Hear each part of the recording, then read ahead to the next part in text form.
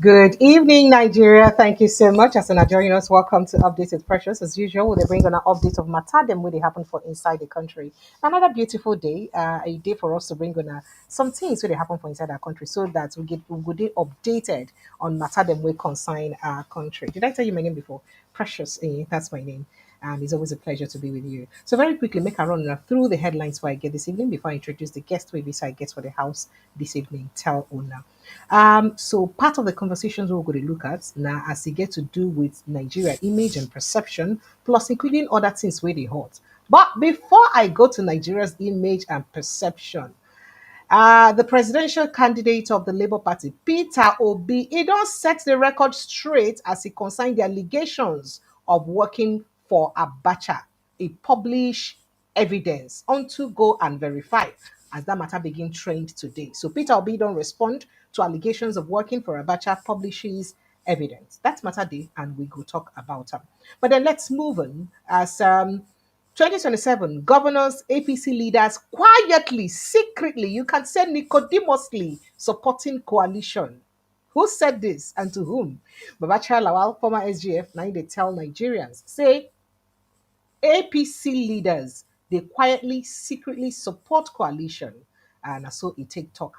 Talking about the coalition and the Begewe front, where they in front of the coalition, we hear saying that delegates now go settle Atiku Obi Amechi fight over ADC tickets. So we go know which of them will be say the delegates go vote for. Oh wow. Now people come they talk to so and I not even get on a things put together before I begin start coalition and I not getting a proper agreement on how matter go take go. Okay, 2027 presidency. Mark cautions Atiku Obi as FG slams coalition chiefs. That matter also they ground. And then after Ganduje don't resign from inside APC because of say that they hear Munumunu say, if it be saying because of say Kwankwo so they come. As we dey like this now, we come dey hear say, say the decision don't dey very tough for Kwankwaso right now because of the kind of heavyweight them where the flood enter inside ADC. So the team don't they hard them. So it don't become tough decision for Kwankwaso to do or not to do. So that he no go bury in political career. Meanwhile, talking about Ganduje, we hear say they don't make him, of course, and I know say they don't be appoint him as the chairman board of directors for Inside Farm. That one said day. So today, he don't resume work as they don't inaugurate the matter today. And then still on 2027, or perhaps election matter and politics matter. Boss Mustafa don't come talk. Say, excuse me, you say now who make President Muhammad Buhari win election for 2027, 2015? Excuse me. He said, no, Tinubu never and did not make Buhari president in 2015. That is a fallacy. You can argue with it. Say what he make and win because I go let on know. I go make a keep the cat out of the bag. 2027 still. We don't owe you Nigeria's presidency. You show me, don't shade Atiku Abubakar. Oh wow. Just in case you know who Showomi be, Showomi now the former spokesperson of Atiku Abubakar, especially for the 2019 election where he say he get. Now, Dangote don't shower praises on President Bola Ahmed Tinubu visionary leadership and economic moves they be say they make to transform Nigeria. Aha. Okay, insecurity. Rights activists don't urge southeastern governors to enforce anti-open grazing laws. And then we go look at how some, governments don't they tighten their visas for Nigerians, and how the total perception of Nigeria be. First of all, remember, I tell on at the other time, I think it was on Monday, say 83% of Nigerians no get kia trust for President Bola Ahmed Tinubu government. They don't get trust on National Assembly. They don't get trust on judiciary. So who you can't believe in? If 83% no trust any of these people, hey, who they can't believe in? And as this one they happen, US don't tighten immigration rules for Nigerian, and then UAE too don't come tighten their own. This matter and more. Now, waiting we're going to talk about today for Inside the Show. And joining me for Inside the Studio now, Barrister Henry Ekine. Barrister Henry Ekine, now one of the finest lawyers if you get for Inside Nigeria. Him, that person will be human rights a lawyer, and he sabi the constitution well. Thank you so much, Barrister Henry. It's been a while we had you here. Thank you for joining me. Thank you, Precious, for having me. I've actually missed my conversations with you, really. So it's my Oh, pleasure this evening. oh, stop it. I like it. Thank you so much, sir. All right, so let's get started with the conversation very quickly. First of all, I'd like to ask you, I mean, we haven't spoken for a while, just like you said. And we never talk when President Bola Ahmed Tinubu marked 2 years in office, when getting midterm, anniversary or midterm celebration. I would like to get your total perception. What do you think about the 2 years in office so far of President Bola Ahmed Tinubu? First, 2 years in office in the Nigerian context would be like halftime, midway, Uh-huh. it's like halftime. Halftime. Midway to the 4 year term that is Mm. guaranteed. Forget about these things where politicians they do about as if a return is guaranteed. That is a second term. A second term is not guaranteed in our Now, constitution. now, But birthright. I was going to ask that because we're making it look like 4 plus 4 must be 8, like it's like you compulsory say, that anybody will go 4 will come back again, do another 4. they guaranteed, in fact, even the guarantee of the first term too has some conditions and could have Hmm. some. Yes, because the constitution still allow where the person may resign, the person may be incapacitated, or he may be removed by the legislature. But at least to the extent that all of those no happen, if you say where a president is elected for a 4 year term. So Tinubu's administration halftime, that is midway, has not really fared well. I can tell you, the perception is blurring, is palpable. It could be loudly heard across the Hmm. country. Yes, whether it is down in the south, here in Port Harcourt and the other states in the south, whether it is in the southeast, whether it's in the southwest where he has come from, whether it is in north central where people are being killed without any concern and value for lives of Nigerians and citizens, where the state has failed to protect the citizens in that part of the country, of course, like every other part of the country, whether it is Hmm. the northeast or in the northwest. And then in all considerations, in the very foremost sectors of any economy that is viable, on the basis of which you can evaluate the performance of any leader, particularly the economy, issues of access to whether rights or access to even credit and access to welfare. It's far from Nigerians really, or the Hmm. basic existential rights and needs of citizens. The right to health, good health, right to clean environment, a right to housing, a right to employment, a right. Everything is on the downside. Wow. It's therefore when we were to prepare to commemorate the second year, and of course, if you like, the even when the democratic space was becoming too tight, Oh no. Oh no. It'd be like say network don't disturb barrister. Hmm. talking about did for the Bola Ahmed Tinubu's administration to hold in hand to say this is what we have changed. This is what significantly, we're not talking about what his supporters, politicians, supporters would say, but what the real Nigerians, I mean, the greater proportion of the population of Nigeria, and then even those who indeed are not close to power, those who do not have access to public resources and public funds, those are the people you will assess to imagine whether their lives have changed. And under Section 14 of our Constitution, there are only two things that Tinubu was elected to do, principally. You find every other thing he does in two boxes. The Hmm. box that requires him to continue to enhance the welfare of citizens, meaning that the complaint they are having recently about inheriting a near collapse administration is not an Absolutely. excuse. He was elected to do one thing in one box, to continue to enhance. Let us assume even that he got into power where the welfare of citizens was on the downside. So his responsibility was to enhance it So continually. that Meaning means that the even excuse of say they inherit a comatose economy no suppose even come to play at all. there's no That excuse not justification for suppose that. be. That's the reason you were elected. You were elected to continue to enhance it.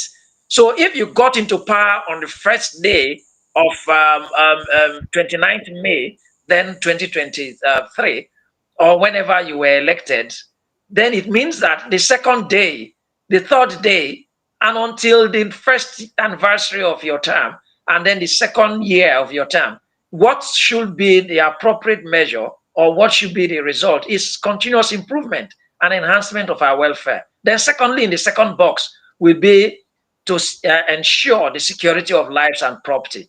So if you take the whole view of these boxes and you want to examine the 2 years of Bola Ahmed Tinubu administration, then you ask yourself whether there was anything really to justify his continued stay in office. I think if we're determined people, we should have even asked him to exit for the first half. When a football match is going on, just as the one that will soon go on this evening, compared to the one that went on yesterday at the FIFA World Cup, you imagine that if a player is not performing maximally, or at least to expectation, he may just go to the bench at the first half, and then you may not see him come to the field in the second half. So that's, I think, for me, is a fair assessment, and I think the government is aware of this.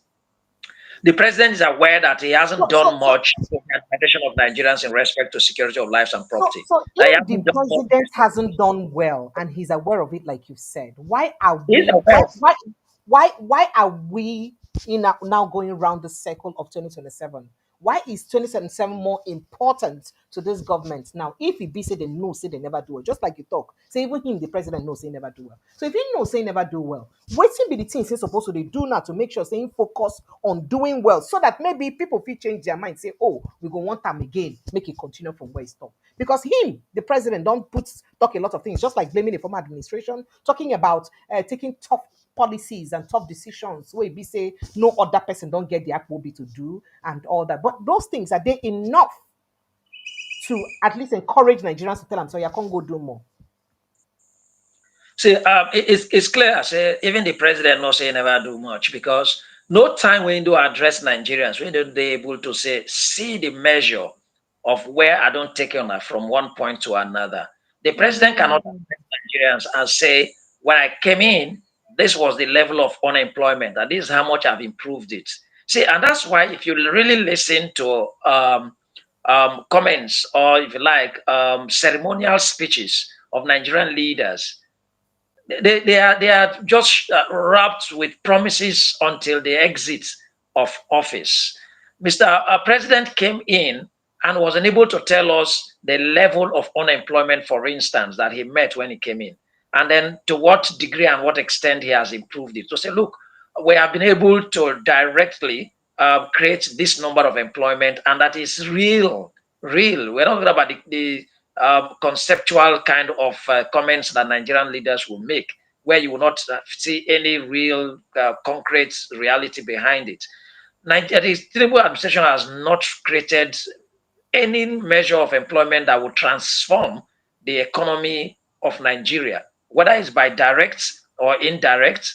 That is to say, direct investment, foreign investment that would have come in, or even portfolio, to say people who are not government employees themselves, but are people who are self-employed, but creating employment opportunities for others. You don't find that. There is difficulty in accessing credit that many don't know. And I do not think that the media has actually focused in this aspect of a challenge to growth in an economy. Where there is serious challenge in access to credit, then the effect will be a decline in economy, and then underutilization. Underutilization. You immediately talk about this credit. Something I remember, the interest rates. Maybe you go Those are access the issues credit that when are the not interest accessing rates credit. differently for you to pay back. Yes, credit. Oh dear, apologies. Who are listening, those resources, perhaps particularly financial, for the purpose of production, right? Accessing them from sources where you probably could, okay, say you go to bank, okay, maybe loan, so that they will understand much better. The difficulty in accessing loan to put into investment and production in Nigeria has remained a challenge. Access to even other production facilities or resources, whether it is land, the difficulties in terms of even security in itself is a challenge to production. So we haven't had any sort of improvement. All of the policies, they say they have taken strong measures, difficult measures. Which one? Where is the policy? What is fiscal policy or monetary policy or anyone that would have come, whether it's from the central bank or Floating from of the the naira, floating of the naira, it save us a lot of what have money. you yielded? The question is what result, what difference, what have we, has it increased production? Have we moved Mm. away from an importing country to an exporting country, or even a self-sufficient country? We'll talk about export. So it has the thing, even the floating, what has it changed the exchange rate? Where are we today?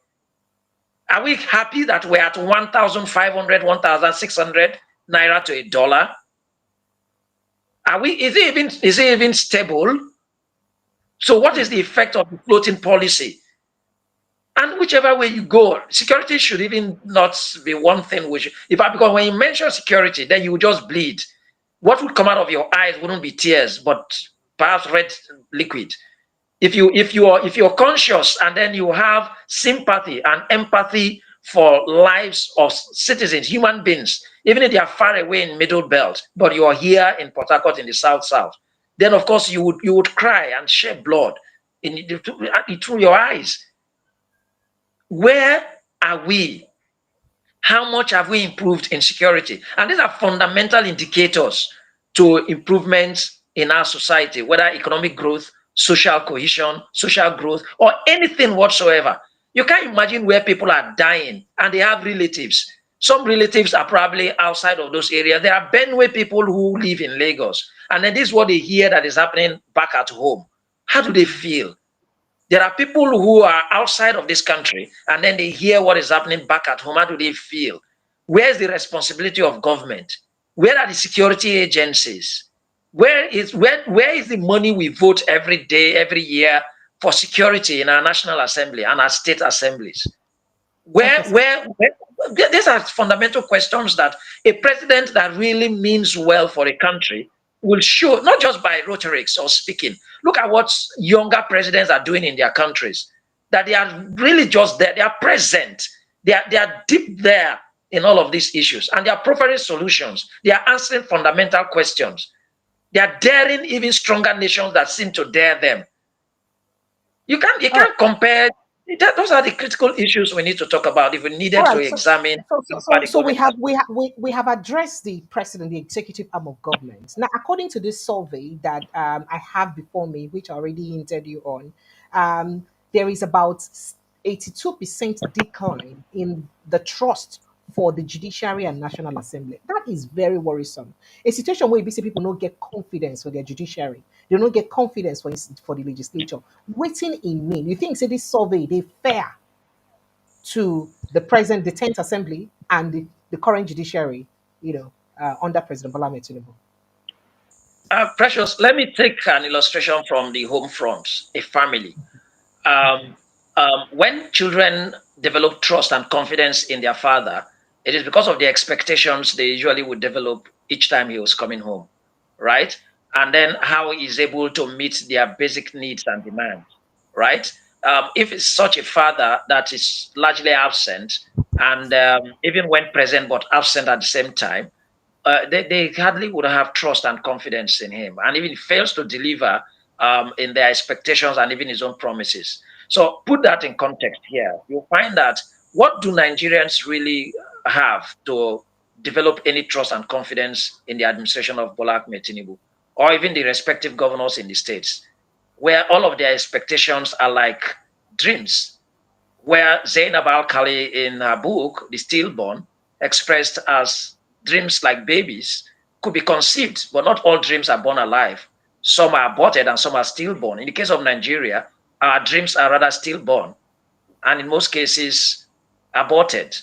So, Precious, Sir? there is nothing really for an objective Nigerian to have trust in the administration of Bola Ahmed Tinubu, whether in respect of the executive arm of government, the judicial arm of government, and the legislature. The confidence of Nigerians had lost, eroded. And this is not just by one person. I am not just being pessimistic or being antagonistic in my analysis against the government's efforts or administration of Tinubu really here.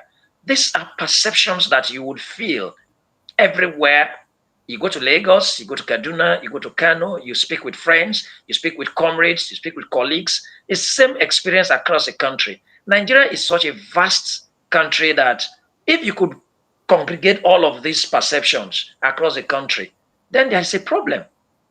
If we're talking about a select, maybe there are parts of this country that life is bearable, life is excellent, it's nice to be there. Then you have problems in some parts of the country. Then we know probably they have isolated issues that we needed to address. But it's a general issue really here that Nigerians do not have any confidence is correct. So that report for me is an objective one. But of course, I expect that those are the kind of reports that will attract negative reaction from the spokespersons of government, whether at the federal level or state level. I'm not sure I've heard yet, but I know that you called me just a day or two after now, and then you hear how spokespersons will be condemning even the researcher and then the institute and even the basis for arriving at that kind of report. But that's the objective report that reflects truly the perception of Nigerians and the reaction of Nigerians. Nigerians are largely onto themselves. We don't expect anything again from any government. Maybe until we have a leader that will truly be elected and we turn things around. Otherwise, even after an election, there are usually no expectations. Nigerians wake up the next day and go about their businesses. Nigerians are self providing more or less on everything that they need. We provide our security, we secure ourselves, and of course, those who are religious entrust their security in the hands of God. Otherwise, you can't really say that you're being protected by the state in any regard. Your property, your business, people, thieves are vandalizing. Those who are stealing. Those who are so everywhere there is problem and chaos. Nigerians provide everything. If you want to travel, you just know that you're going to go through a hectic, long journey. The bad roads, the difficulty in accessing different parts of the country. So if you live in another part of the country, to travel home is problem. If you do business, to go to where you get your wares, your resources, your materials, to go another part of the country to trade, is a problem. You produce the little that you can from one part of the country you want to transport to where you go and sell is a challenge. So Nigerians are really seriously aching life out. And so where then would you have trust? And again, the kind of life that our leaders have portrayed, the lifestyle, it doesn't even show that they are prepared to listen to Nigerians or listen to you. They flagrantly, they clearly, without any remorse at all, display their wealth, their affluence, and which, of course, not even justified. Their enrichment is not justified because they surely would have pilfered public funds, which were supposed to use to provide a welfare for citizens. But they don't even show any remorse at all, no resentment at all. But they would just rub that on our faces. They drive in limousines, or if you like, if there was, they drive in Rolls Royce. They drive in all kinds of luxury car. And you ask them, they will justify. They say, no, but shouldn't we? And you ask, where did you get the resource to do this? They can't justify. That's the kind of leadership we have. And we have institutions and laws that are supposed to check these behaviors. In the law that established the Economic and Financial Crimes Commission, there is a provision, or there are provisions that will empower that commission to just look at the wealth of somebody and seek to ask that person to justify his enrichment. Whether you're in public office, or it should even be more on those that are in public offices. Yes, there is the Code of Conduct Bureau that is expected to examine your wealth before you took office. So both the Code of Conduct Bureau and the Economic and Financial Crimes Commission and the Independent Corrupt Practices and Other Related Offences Commission should be able to, from time to time, examine the lifestyle and the enrichments of our public office holders and say, look, hey, this is the cost of a Rolls Royce. And how would you, a public officer, acquire a Rolls Royce and all the other property you have, and you cannot justify? Come and justify, not the kind that you react and say, no, no, don't worry. It's not that. So where then would we have the trust in public officers? All right. So, Because so Barry, okay. I was yeah, sorry, apologies, because we have quite a lot of other issues to cover up. So, because of your own time too. So, Do you think that this survey or this whole thing you just mentioned, it's likely to affect the perception of Nigeria amongst other community of nations generally? So you think say it will affect the way people they see Nigeria and Nigerians? You see, countries today exist in a global community, and Hmm. that understanding will mean say, everybody is seen. It's not like an enclosed bathroom. The way the world operates today, whatever you're doing in your country is seen across the world, and then it connects to how other persons and other countries in the world relate with you in every consideration, whether the way you manage your economy, the way you manage human rights, the way you manage security, the way you manage education in your country. It has direct relationship with how countries outside of your own country look at you and relate with you. So indeed, the perception index, if you like, in relation country by country perception is such that Nigerians are everywhere in the world. So Nigerians in the United States, Nigerians in the United Kingdom, Nigerians in Canada, Nigerians in Ghana, and every other country are also reflecting how they feel about what is happening at home. And those who are leaving home and going to those countries are also giving clear indication as to what is happening. Then those countries that share diplomatic relations with Nigeria, they have their missions here in Nigeria, so they have their reports as well. I will tell you, Precious, for free. I had a call from some representative in the British High Commission. And then they were asking me some questions, that particularly about the happenings in River State. And then you will imagine that if this was made public to everybody in Nigeria, you would imagine that as they are here, they are listening, they are drawing perception of Nigerians as to everything that is happening. So when our leaders, the president, for instance, is behaving the way he's behaving, and then being probably indifferent about whatever is happening, the hardship in Nigeria, it's affecting the relationship between Nigeria and other countries, and even the perception and the dealings. Say, responsible and reasonable countries will just be cold towards you. Hmm. Yes, they will cold towards you. They may not tell you outrightly for the reason of equality and status of nations with respect to sovereignty. It's okay, well, it's a sovereign nation. And so there's that argument about equality and status to say, okay, that is a country, so we are in a country, we shouldn't be seen to unreasonably interfere in their administration. But when it comes to where they relate with you and they have control over, they will show you indeed that they are not comfortable with the way you're running your affairs. And those would basically be in diplomatic issues and even relations between your nationals and their nationals, and then exchange of policies and all that.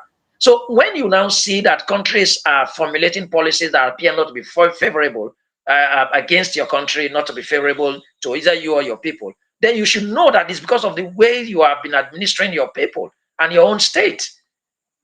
You can't run a state and think that you are alone in the world.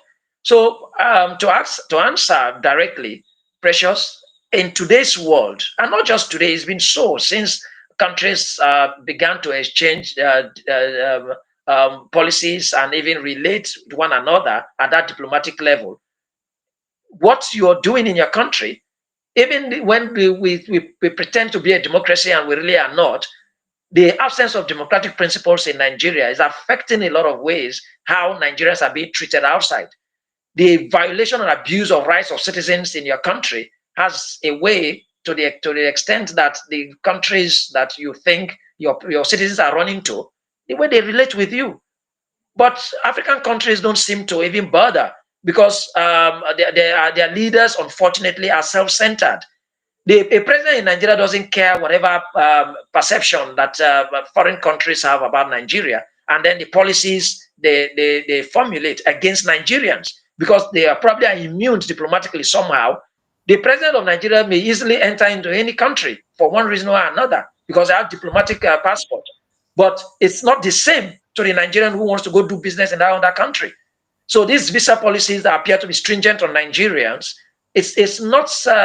If Nigeria is a serious country and our leaders are serious, they shouldn't just be satisfied with their diplomatic passports and their own easy entry to those countries. But they should be concerned about Nigerians who will go to those countries to do business. You can't easily go to the United Arab Emirates now. You can't easily go to the United States, whether for education or for business or other purposes. And this should be a concern to a country that is responsible, really.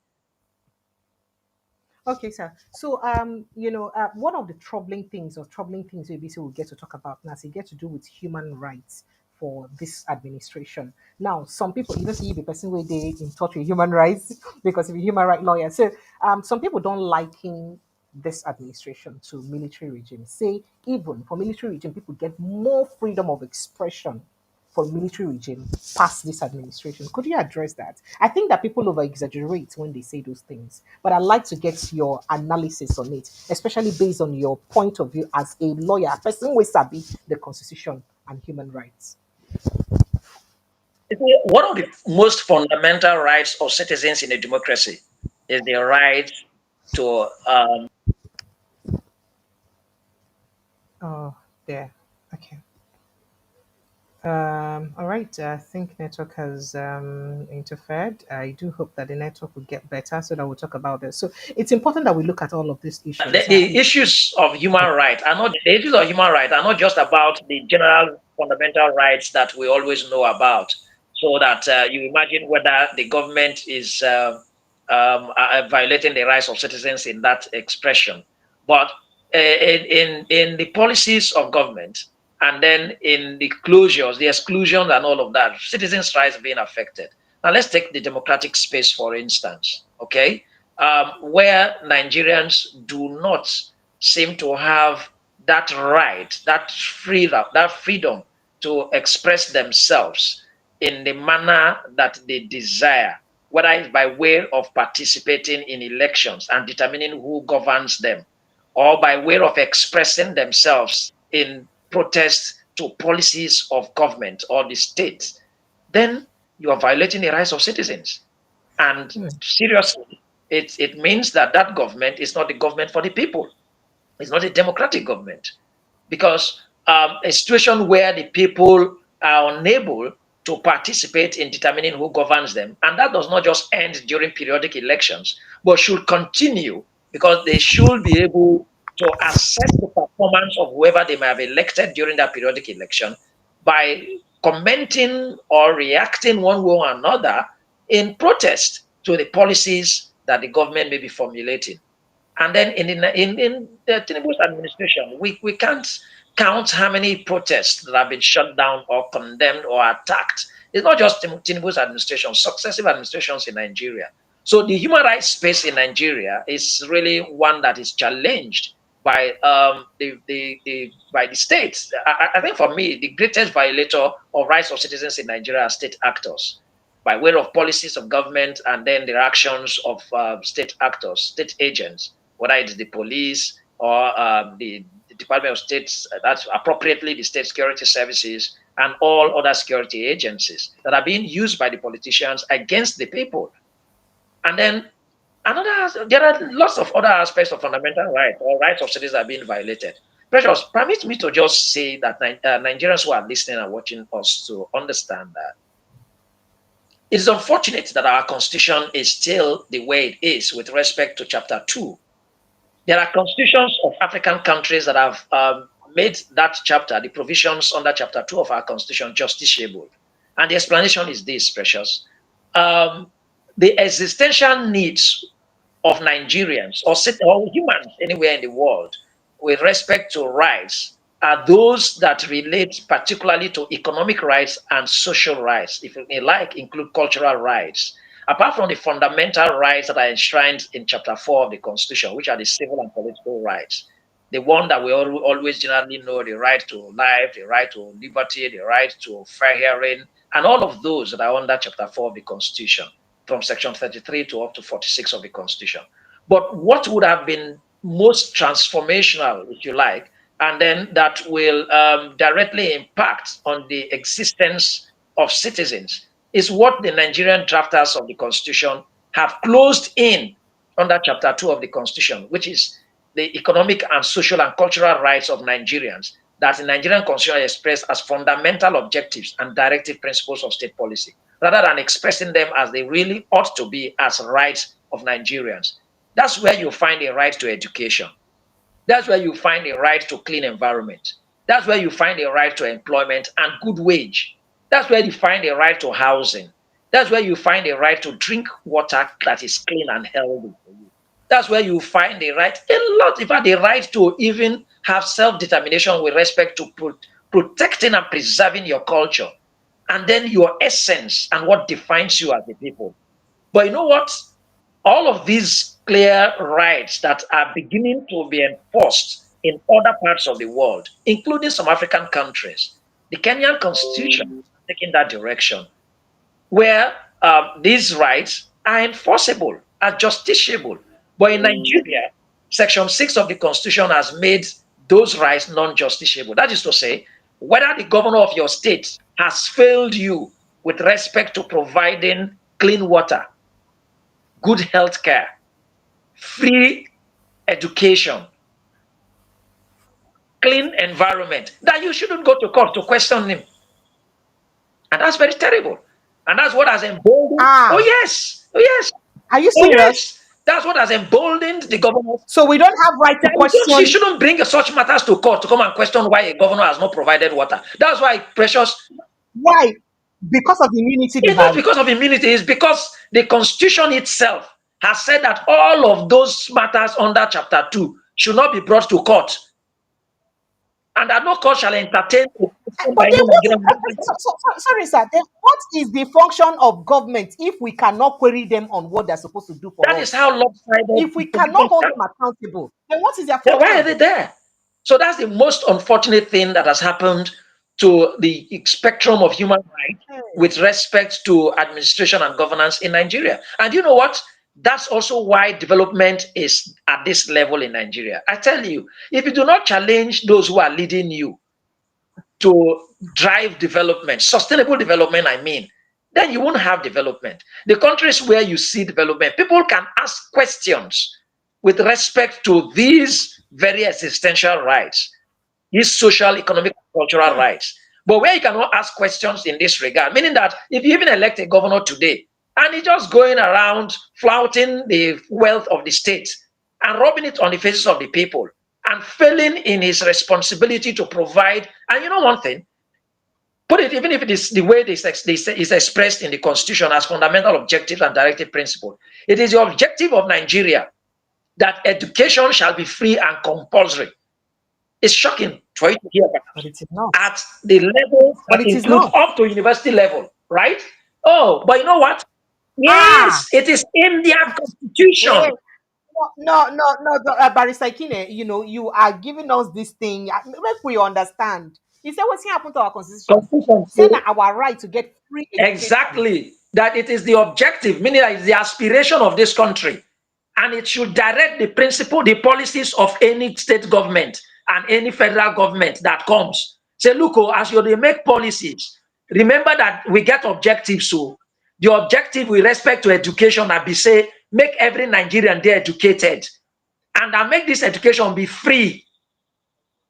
And it will shock you. Basic education, primary, secondary, university. But you know what?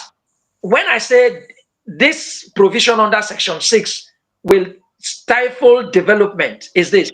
Yes, it is there, but these leaders don't care because the same constitution has said, don't come and challenge them. So you cannot even challenge the Don't governor question them. for not doing that. You cannot bring a matter in court to, Yeah. to compel a governor or a government to doing that. So, with that regard, you could see them even where a governor does not provide basic primary education, even nobody can question him. Even when we have objective for clean environment, land, water, and if you like, air. But even when the air is polluted, nobody can question. When the water is polluted, nobody can question.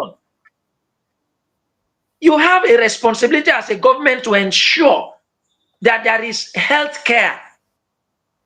But where there is failure of any government to provide health care for the people, guaranteed health care, maybe if you like, insured, nobody can question. So these are fundamental aspects of rights, because you asked me on the basis of rights. There are 3 generations of rights. The first, this general one of civil and political rights, is just the first generation of rights. And then you hear us talk about that alone. That's the only one that Section 46 says that if you feel that any of these rights under Chapter 4 is violated, is being violated or likely to be violated, that you can come to the court. That is when you think that your right to life, your right to fair hearing, your right to liberty, your right to freedom of expression, that you can come to court. But that you should not come to court if your right to education is being violated. That you should not come to court if your right to clean environment is being violated. That you should not come to court if your right to housing. Housing is a right, precious.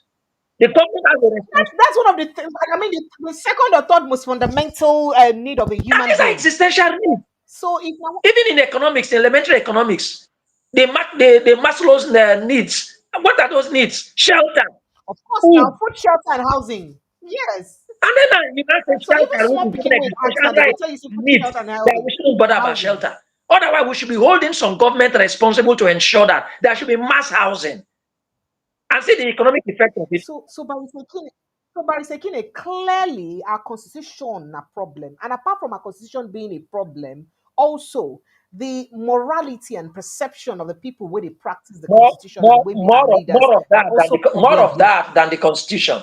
More of that. More of the morality, and Hey, then the empathy, which is lacking in our leaders, and the purposefulness, which is lacking in our leaders, is even a greater problem than even the constitution. Because if they are purposeful, if they have this morality, and then they are really determined, they have the empathy of Nigerians that are suffering, the constitution is not cast on stone. Even right now, the few days I told you during the weekend were in Lagos, and then the Committee of National Assembly with respect to constitutional amendment, I think they purportedly are going around, but that going around is a fluke, seriously. But yes, they are going around going though. around to do They are what? going around. You know the things I hear? I hear, oh, Southwest is saying they want Sharia law in Southwest too. That's part of what I hear. I hear Southeast is asking for rotational presidency. But some of these things will be the talk away you just mentioned now. I'm not sure say don't be any place when mention themselves for inside those public So, hearings. so those are critical issues of, and you know one thing, one of the strongest tenets and pillars of democracy is human rights. A society cannot be truly expressed to be democratic if there is absence of respect of rights of citizens. While on the other side, you have manifest violation and apparent abuse of rights of citizens, then that society is not democratic. And that's the situation of Nigeria. All right. So going by all what you've mentioned now, do you think that the administration of President Bola Ahmed Tinubu has protected the rights of the citizens properly Not at all. from everything we don't Not do? at all. I took back to, okay, what has been Bola Ahmed Tinubu's policy towards housing? Is there any even? I don't even know the name of the Minister for Housing. What is Bola Ahmed Tinubu's policy towards education? What's the name of the Minister for So Education? So, is it then fair? Is it then fair to name no should Is it then fair to liken it to military regime? well, People think that he clamps down on dissenting voices too much. Is that fair enough? there are different Is that a fair dimensions. judgment or fair assertion? There are different dimensions and realities with respect to the abuse of rights of citizens in the context of a military regime and a civil regime. A military regime could be brutal in the denial of the rights of citizens. In a purported civil administration, a purported democratic society, it could be a tactical denial of these rights in terms of the policies of government or the neglect in actually respecting those rights. But the end of it is that the rights of citizens are being violated, whether in a brutal form as in a military dictatorship, or in the manner that the Nigerian civil administrations have always done. But in all, precious, where these are the fundamental questions that Nigerians should be asking our leaders. And the better time to ask these questions is even when they are coming to seek your mandate. Hmm. And then, of course, to continue to even Okay. probe them So, after giving them your mandate. all right. You ask these fundamental So questions. speaking. What are you going to do with respect to housing? What are you going to do with respect to education of my children? You want me to vote. My child will not vote, but you want me to vote. This my vote I want to give to you should have an impact on the future of my child, who is today in basic education. But you have no provision for him at. Do you know one thing? Children in Nigeria are suffering. That's another pathetic picture I want to paint to you now. A child born in Nigeria begins to suffer from the day he's being birthed. Right there in the Hey. maternity ward that is being birthed. You know what? Now, the parents will have to pay for even that child to come to be a Nigerian. For a woman in the maternity ward to deliver a child, the parents will pay for that child to come. That is to say, all of those payments you make, you run through, you buy syringe, you buy this, you do that. Where is the health policy Hmm. with respect to women going to deliver children? That is bringing a new citizen of that country whom you do not know what is going to do. Some countries pay the Yes, woman sir. for having a child. They pay So now, you. Say well done as a carry in your not just life. that, when a child is delivered in Nigeria, God help us that that child has no complication at all. But if unfortunately by nature or whatever cause the child Hmm. has any complication, that child begins to bear costs, or the parents on behalf of that child begin to bear costs, Hmm. even right there in that hospital, in that health facility, whether it's a public health facility. So it means that if oxygen is needed, even for the little child that is just delivered to be a Nigerian, the parents will pay for that oxygen for the child to be alive. Now, And you think that that's a form of discrimination or it is the greatest against on the doing. child's It is life? greatest on doing to the child, really. Why can't we have policies with respect to health care in such a way that certain bracket of our population, take a child, I shouldn't have a reason to pay 1 naira in ensuring that a child that has just been delivered should live in Nigeria. Maybe you feel this more palpably if I tell you just a short story about my colleague in office, a lawyer. His wife had a complication that was even avoidable. Unknown to them that she was carrying in her system twins, two babies. They had yeah, yeah, Hmm. they had presented before a medical facility, and the medical facility was so careless to know that one of the features, one of the babies, had already passed in the woman's body. And that was affecting the health and life of the second one. What happened was they were just indifferent, and until the situation became serious, and they were referred to the River State University Teaching Hospital. I mentioned specifically.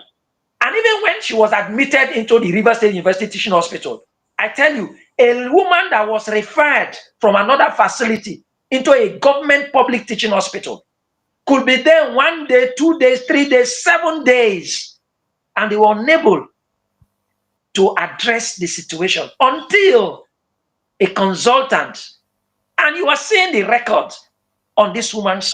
I hope she didn't die. I hope she She didn't didn't die. die, but he lost even the second baby, and she would have died. Okay. Thank God she The didn't die second because baby, in that same teaching hospital I've yes. been operated in that same teaching hospital I've been operated on with I, torchlights. I Just to just let put you know, this to I the haven't said this anywhere before. With torchlight, I was operated with. In fact, my phone touch was part of the torchlight I was operated So on the with. question: With torchlight in that same teaching where hospital. It's really where crazy. is the It's right of really, that really child? crazy. That child would have been alive, at least the second one. When that child was delivered, that child needed oxygen. Do you know?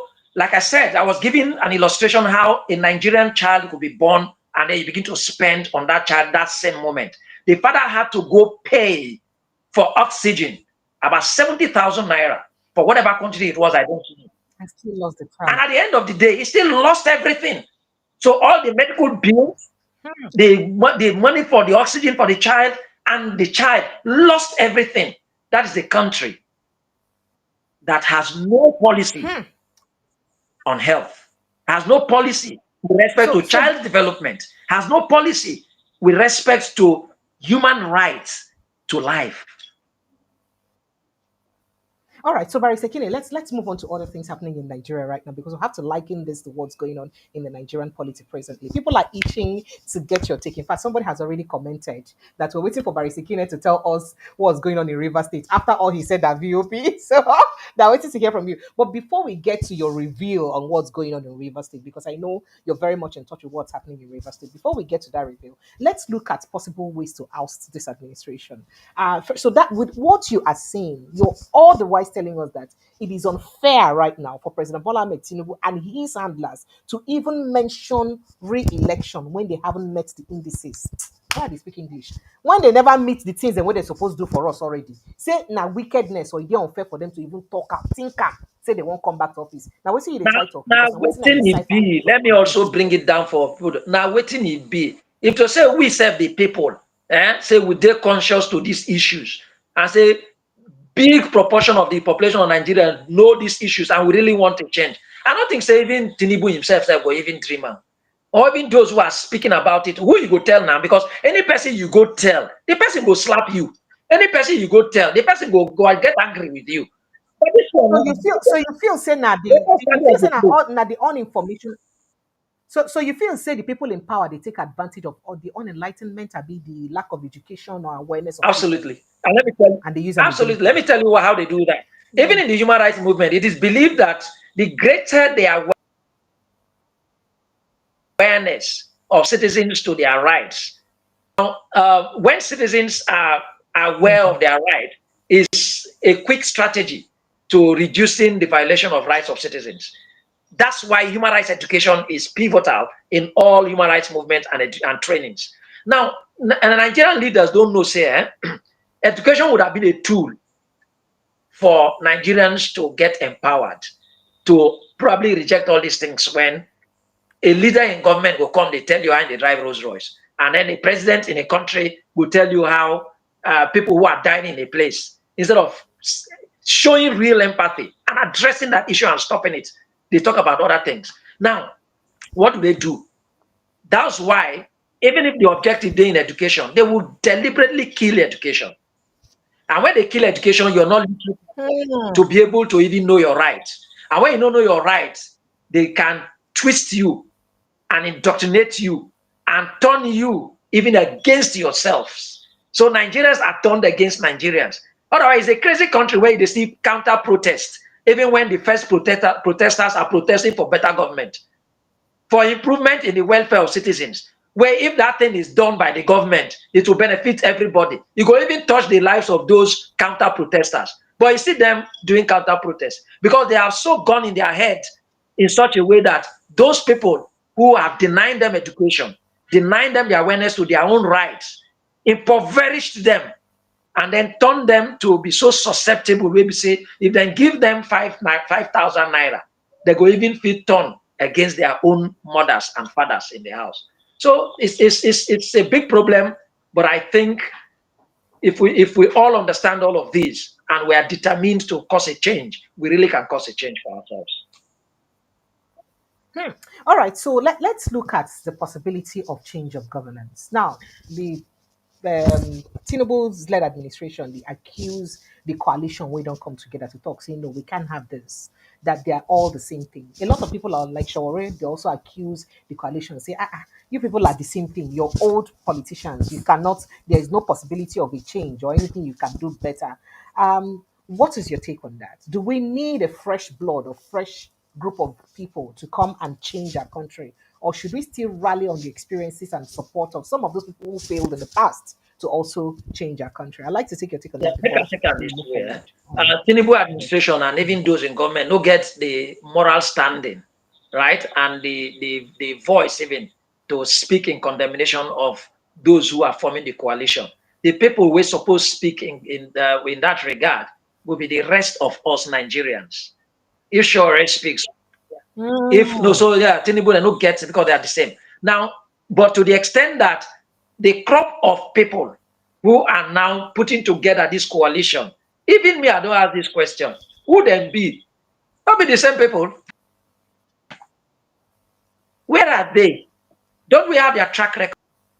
Where have they not been in those places where they focus a change? How much change did they cause? Should we mention their names from number one to the end? How did they fare? Or is it because they are out of employment? For them, employment equals political power, political governance position. Now I come they like say they won't do anything. So if indeed you ask me, if it were possible, not be themselves will cause that revolution we will need. I know they expect the change from those. Name the key persons in this coalition, ADC or whatever it's called. Is it the former Vice President Atiku Abubakar? Is it my own man and former governor here, Rotimi Chibuka Amechi? Or is it the one in Kaduna that was former governor as well? Or is it the David Mark himself, who has been military administrator, had been Senate president, has been, how much did they do? What we just talked about the constitution now, he not been dead there when he been the Senate president. Why why they not alter the constitution, change and make chapter 2 of the constitution also justiciable? So which of them we will mention? So, but be it as it may, say they don't see say things don't bad reach the level where they get to organize themselves into this coalition. But whether we are seeing this coalition as the compass to a new adventure, I don't know. For right now, for me, I am not convinced because it's just about wrestling for power. Just the same way the All Progressives Congress came as a coalition, they also oust Goodluck Jonathan. The same way. So you feel that what APC did was just to wrestle for power and they did not make any difference? Exactly. They may succeed though, because if they look at the example and the experience of the All Progressives Congress, the APC, they may succeed. The People's Democratic Party be don't rob us, steal us. Even most of them came on the platform of the People's Democratic Party, the PDP. And then when things fell apart, all of them said they go form coalition against that government, including some of them who were governors under that platform, joined and formed the All Progressive Congress, the APC. What is happening today in ADC is exactly what APC did. So APC now came as if they were better angels. But waiting happened to today. Nothing has changed. So the same way, some of the persons where they go the coalition now, they are disgruntled by their experiences. They were in the AP, but some of them even are now where they formed the coalition, that they even leave the APC back to the ADC. So these are the same things where those of us who are more and greater, who even have the problem of Nigeria, not there on the head of everybody, oh, precious. It will shock you to hear this one. No matter how bad they say the country be, say no light, no water, no road, no education, it's not there on the head of everybody. It's there on the head of majority of us, but it's not there on the head of these people. It's not there on the head of these people, they form coalition. So then they They're born. not there here. They're not there this country. They're just there here, but they're not there here. Okay, They don't get problem of life. They don't get problem of bad road. They don't get problem of house. They don't get problem of education. They don't get problem of health. then get their own road Then in they the fly for past. air. So now They get some their of own them, helicopter. They most get of their them, own private jets, and they fly. so most of them don't come talk saying that because of the hardship of way the administration don't impose Are on they people. sincere to us? Now Are they waiting passing maybe through hardship? Which hardship? Which of them? Make I count them. The hardship of say they no fit fly when I get private jets. Say the bad roads don't too bad, or the hardship of say they no fit pay the school fees of their children again, or the hardship of say their children dey school where they teach them well, or the hardship of say they no get housing, say their house rent they too cost, they no fit pay, say because much houses no dey, na make house rent do. So which of the hardship? Or they won't pretend say they feel our hardship, we where they feel am now. Where even this morning my children they ask me of lesson fee, or the one where house rent now, tenant they ask, office landlord, I mean the landlord they ask, office landlord they ask. So then they won't tell me, say they feel that my hardship pass, say they won't give me money, or they don't sympathize with me now, where they don't sympathize just few years ago, now the same condition we've been there. They no solve and now they won't come solve them. So what is the way forward? If the coalition members, people Revolution. waiting involved for the coalition, no be better option. waiting be the right thing when Nigerians supposed to be The asked. people, the Because people's people they revolution. talk because of the kind of person. How do we make that revolution happen? Shawari talks about revolution a lot, and people just look at it like whose blood will they No, it's not shed because shedding of blood. revolution? So how do we make that They revolution happen? misinterpreted that revolution. Revolution doesn't mean war. It doesn't mean shedding blood. Revolution is a change. It could be a forced change. Revolution is a real change, total change, revolve, turn things around. If possible, take away these people. Take away too does not also mean kill them, but get them out of the system. Do we have the power to do so? Yes. Are we much enough to So do why are so? we not doing Yes. it? Now, make I tell you something. Say, just like you talk now, do we have the power to do so? You said yes. Now, Patutomi started something where he said he wanted to have a shadow government, a government that would, model all what government is doing and showing ways it can be done differently and better to the benefit of the people. The DSS carry and go courts. Say, make him not even try that and say that's against the law. Say that means in the fine way to come up President Bola Tinubu administration. He even went further to say that he's going to hold a 7.2 million man march we go march go National Assembly, sit down for National Assembly until National Assembly make effect the necessary changes for inside our constitution where go better our country. But guess what? That case is in court now. Courts don't clamp and down, talk, say make you not even move muscle. In fact, they banned him from protest. I'm sure you're aware. So what then See, happens? What is so? It's not like Nigerians are not talking or trying to make pressure. move. We are trying to. But anybody will raise No, no, head. no. The person they No, clamps they down on. can't clamp down that Mm. kind of tsunami I want to talk about now. Now, listen.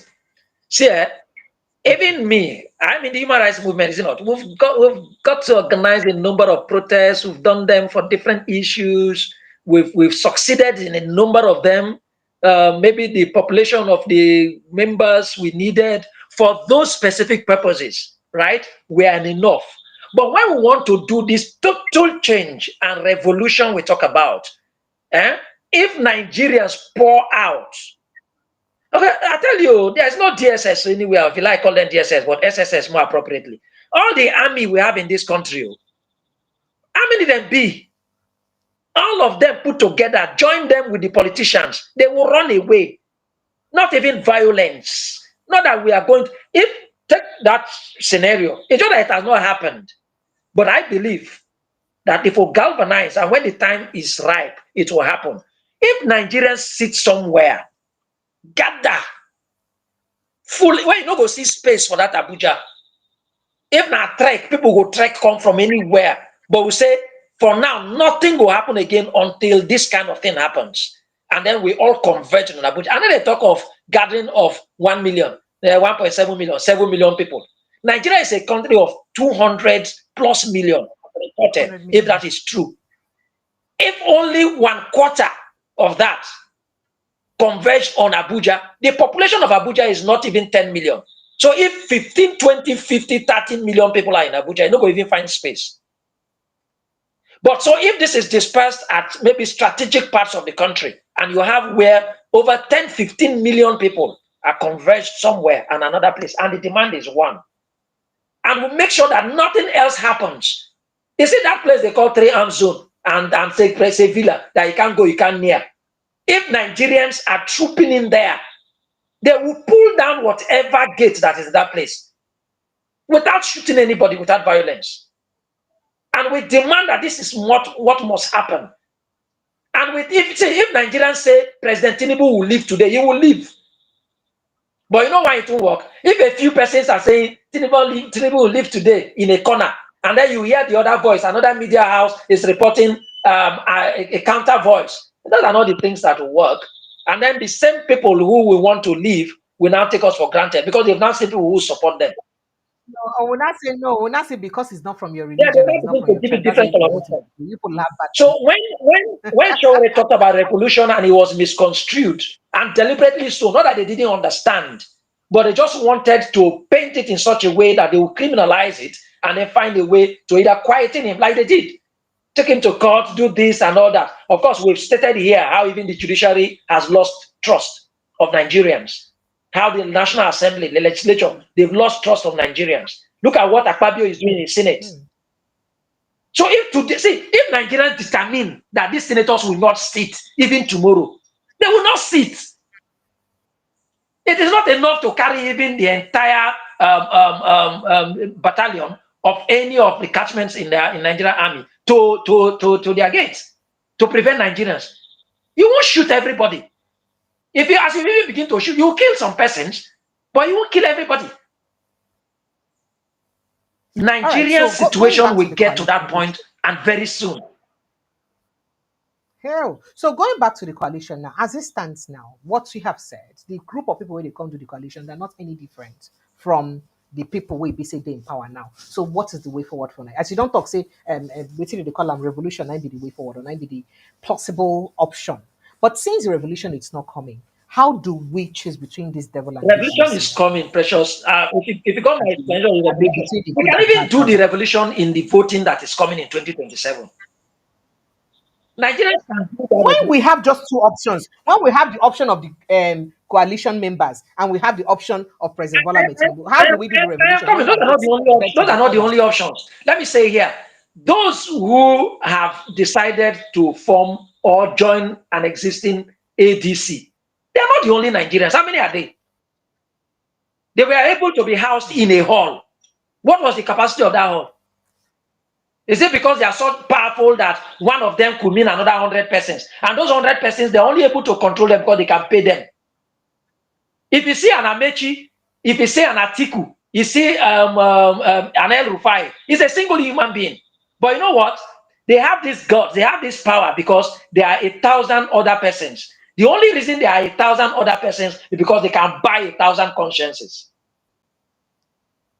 But if they can buy 1,000 other persons and make one Amechi to be 1,001 persons, but if Nigerians who are not on that coalition are greater in their numbers, okay, can you check this? There has never been a presidential election since 1999 that we have recorded more than 20 million voters, not even up to. The current one that Tinubu is doing today. Oh, no, we have had. Sorry? Have we not had? We had in 2007. In 2007, No, that what I mean, election 20 was million persons the voting most. for for a person to win. No person has become a president of Nigeria with 20 million No, no, votes. no, no, no. That's the total of all the votes of all the presidential candidates. the winning vote. Yes, The the winning winning vote. vote has never been 20 million. So, but at all times, we have had far more than that registered voters. If today we had, in the last election, about 98 or so, or 89 or 98 million registered voters, meaning that a lot more other registered voters who are not part of this ADC, who are not even part of this coalition or in APC or in PDP. So if Nigerians are determined, we can even make, do you know what? We can actually even make the revolution in one of these political parties.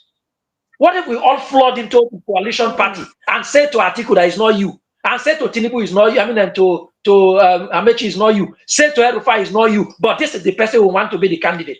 But you know what? They are so squeezed the political system and process in such a way that we seem not to be able to exert this power that we have. The electoral umpire assists them.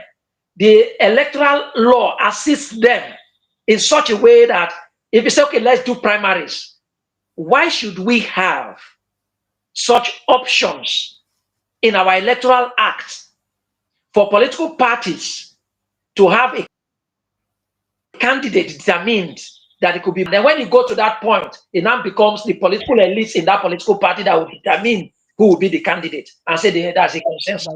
That'll make that consensus. Why shouldn't we have a single way of getting a candidate and say it shall be by the open, I mean, the members of that political party, direct primaries. All members of the political party. See how it will happen. If you say all registered members of the political party shall determine the presidential candidate of that party, and the only option is direct primary. Instead of What if delegates, all of us just a few people? Yes. What if all of us register into the ADC and say we are all registered members and we are eligible to vote to determine who the candidate of that party will be, and we decide against the article, decide against the other person, and bring out our candidate? But because they skip the political process, even in the electoral act, apart from direct, they say there can be indirect, so that they can manipulate the process.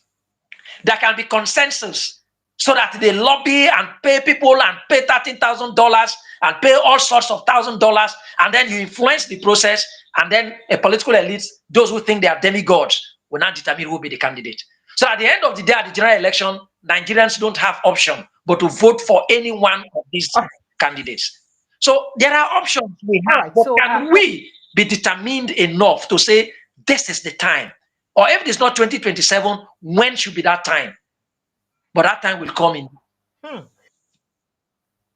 I do believe so. Now there's an analogy where Ibi Sekene to Konkon make yesterday when in talk say the best way to oust Tinubu or to pursue Tinubu for 2027 now for this coalition to come together and adopt a northern candidate. His reason is because a southern candidate cannot remove a southern candidate. But a northern candidate, I don't know if you saw him saying They that, didn't do that that. the northern candidate is the only option to remove a southern candidate. And he gave example of what happened in 2015. That in 2015, President Bola Ahmed Tinubu and the rest of the coalition team came together and supported President Muhammadu Buhari, a northerner, against a southerner who is good luck Ebele Jonathan. And that was the reason why that coalition worked. So that is to say that the only way any coalition or possible coalition can work is if opposites cross. Now, he did not put a lot of things into consideration, considering the fact that Goodluck Ebele Jonathan had done 2 years, completed 2 years of Yaradua, and did another 4 years, and was to do another 4 years, which would have made him, do 10 years in office. And of course, the North at that time had done just 2 years in the current democracy, and that's one of the reasons they clamped down on that 2015, and that was why the sentiment rather was shifted towards the North. But he didn't put that into consideration. Let me get your take on that. What do you think? Because it looks like we're now putting most of our confidence in terms of voting strength to northern Nigeria. Precious, I do not even think that that for me was, with respect to him, I've actually admired some of his positions, but this particular one I differ in the sense that it doesn't matter from what part of the country the credible candidate would come. It doesn't also matter. What, You think there is no regional no, alignment, no, I'm understanding coming. at I'm different coming. points? It doesn't also matter from what platform, by what I've stated here, if it were to work. It doesn't also matter what coalition. And don't be deceived that it was a coalition in 2015 that brought about the emergence of the APC. Yes, Nigerian yes. elections are largely rigged. So if you form a coalition and be so formidable, but you do not have the means to tweet, manipulate, and rig the electoral process, you still will not win. So So the point is that why people are saying, President Bola Ahmed Tinubu has also laid claims to bringing Buhari into power, even though right now Al Mustafa is saying that come, not be you bring Buhari. Buhari had already 12 million votes standby, and the votes that made him win was about 15 point something million, which means that the APC was only able to give him additional 3.5 million votes. That is that measure, that coalition was only able to deliver 3.5 million votes to him. So no be you, Tinubu, make Buhari win presidency. But going by the sentiments, especially the southern northern sentiments in our elections, do you think there is a point in what his name have said? I would really like us to call. Let's take a listen to him so that you have a better perspective to what he said. Please. And he came in later to become the president. That is strategy. If my own strategy this time around is that I am going to support a northerner in 2027. Really? Yes. And it must be my condition to the northerners. It must be a northerner that the whole north will be willing to support. Like an article. If the whole north is willing to support an article, why not? Or a Tambuwal. If the whole north is willing to support, why not? Or an Erufai. Good. The person must be qualified, must have experience, and if he has experience in the presidency, it's an added advantage. And when we put up anything from the south, that will push him through. Let me tell you.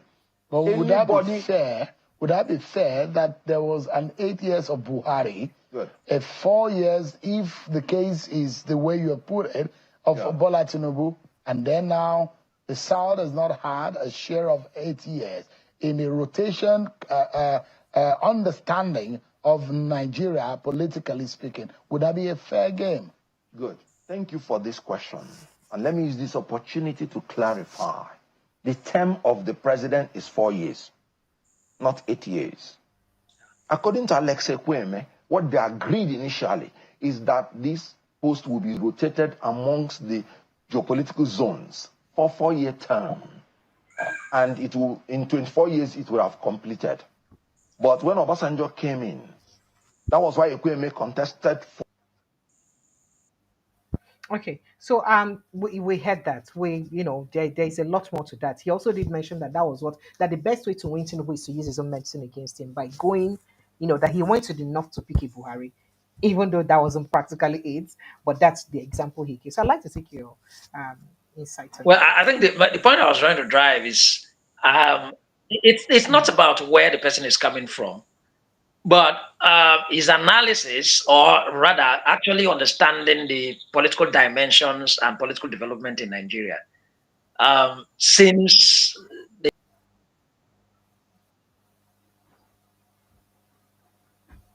reality Oh is dear. that ethnic politics plays in Nigeria, really. That the only way or the strongest means to oust Tinubu is to get a northern candidate. There is no part of this country, because you asked the question, that does that mean that we are conceding a greater voting proportion from the north? There is no part of this country, no geopolitical part of this country can alone win an election, a general election, to become the president of this country. There is no part of the north, whether it is northeast, north central, northwest, alone. If you even put the three, without clear, determined, if you like, alliance with the other parts of the country, no way for them to get. And he said that. I had understood this clearly since when I was even a bit younger, when I read Ethnic Politics in Nigeria by one Professor Okuti Bianoli, my father's book. I understood clearly ethnic politics in Nigeria, and I also understood the alliances that had gone on across the borders in Nigeria for anybody to become a president of this country. So it is not correct, in my view, to say the only way to oust Tinubu is to get a northern candidate as a presidential candidate in the forthcoming election. You can also still oust Tinubu even if you get a southeastern candidate, provided that southeastern candidate gets, if he thinks that the reason he says a northern candidate, of course he gave a condition that if the northerners are going to rally around that person, so it means that he will agree with me that if the northerners are going to rally around me and a German from the south, I will emerge and defeat Tinubu. That's what he also has said.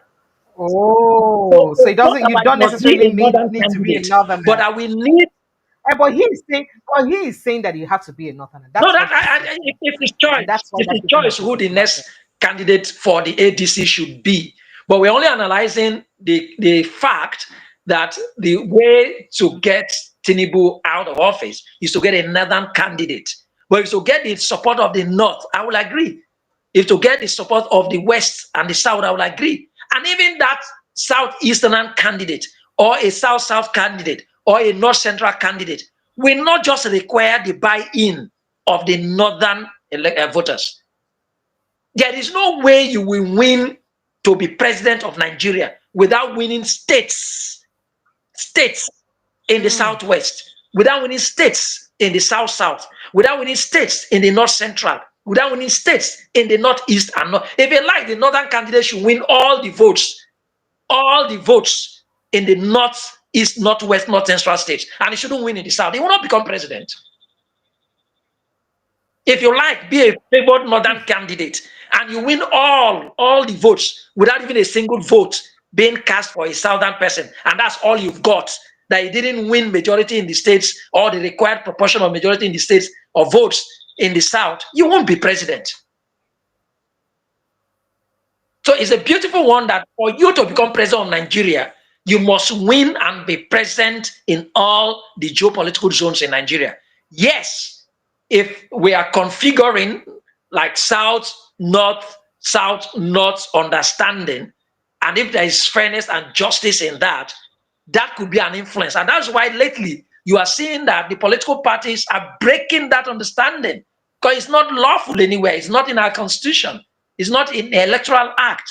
Every Nigerian is eligible to contest, provided you meet the requirement for qualifications to run to the office of the President of the Federal Republic of Nigeria. And you cannot add to those provisions in the Constitution as to qualification and disqualification. That's the law.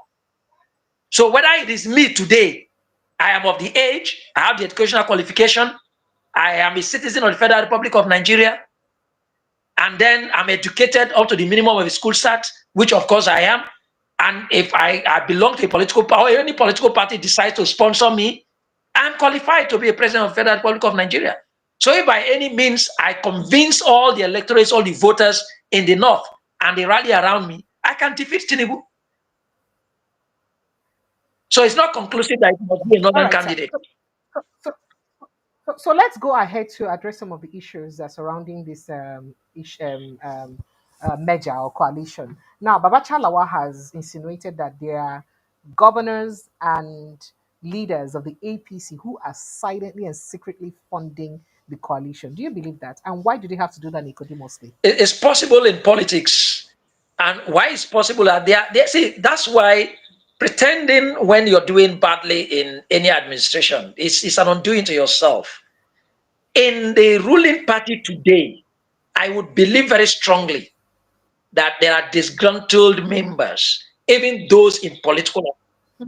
I also am confident that there are people who, if they were not holding certain positions, they would have done otherwise. And trust Nigerians again, especially politicians who do not have clear, determined self-conscience, that they will not want to, like, look, because of the pecuniary benefits in office, you're holding an office as a minister,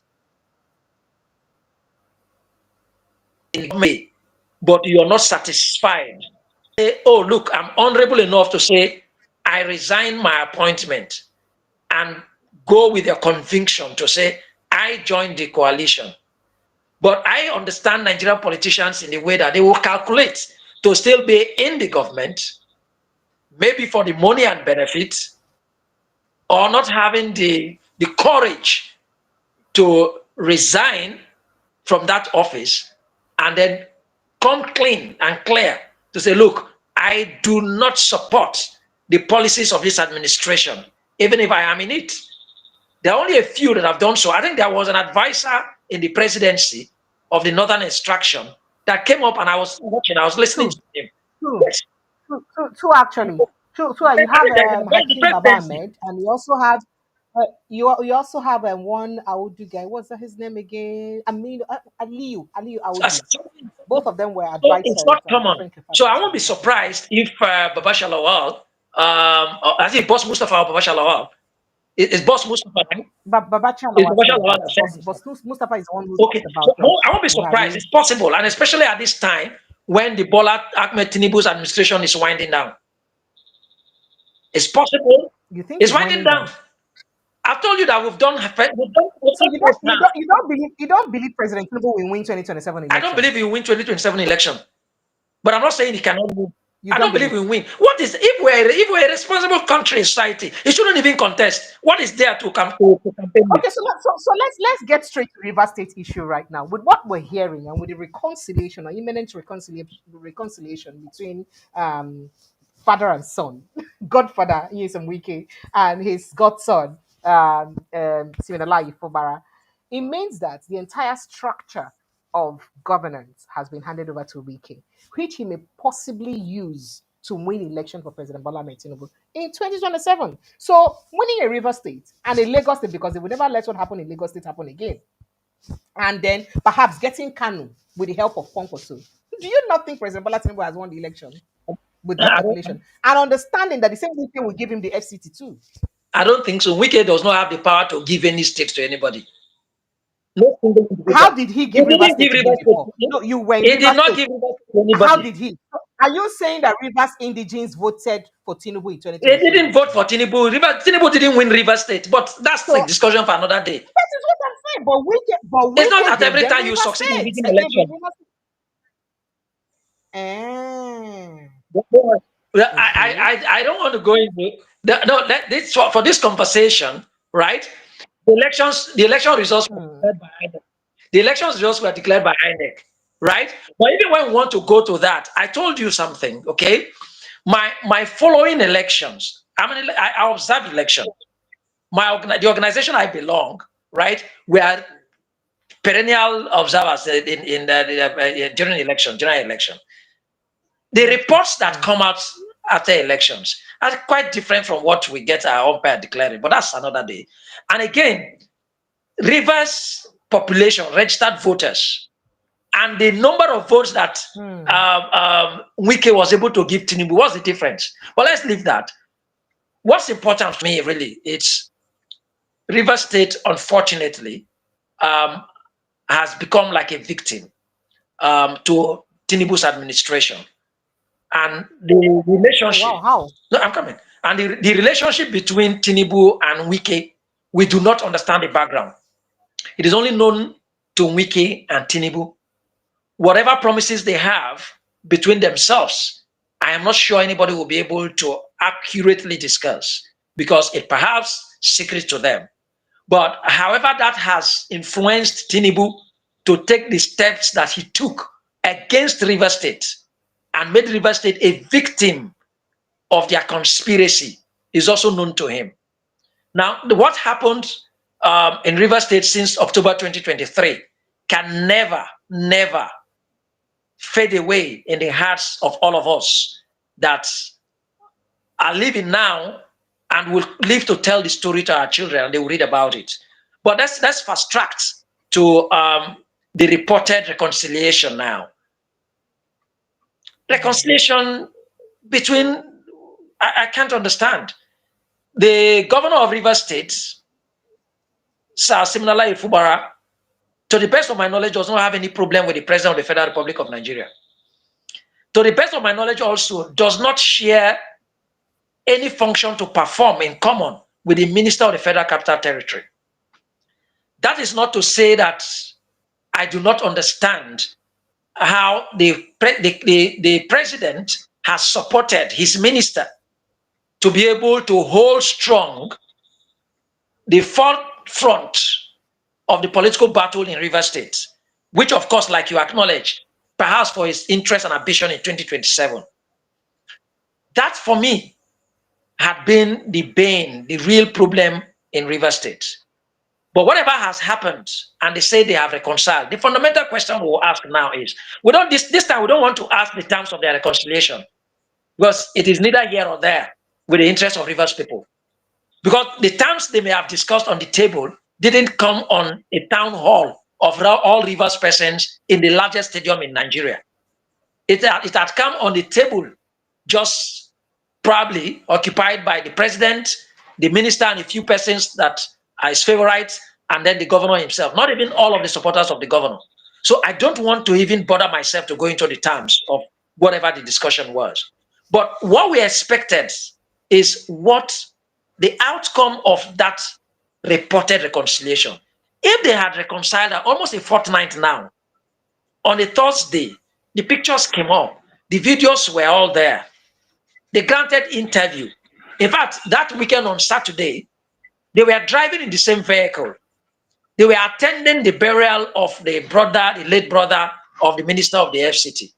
I had expected that by Sunday evening, or maybe Monday morning, the president was going to make a broadcast, if not to Nigerians, but at least to Rivers people, lifting the unconstitutional suspension of the governor and restoring his mandate. So that we know it is from there that we would have even had an indication of a semblance or make assumptions of what the terms of their settlement would have been. Because right now, Wike even told a journalist interviewing him on TV, on national TV, that they deliberately didn't want the terms this time to be on any document or any paper, because the last one was readily available and everybody analyzed and criticized.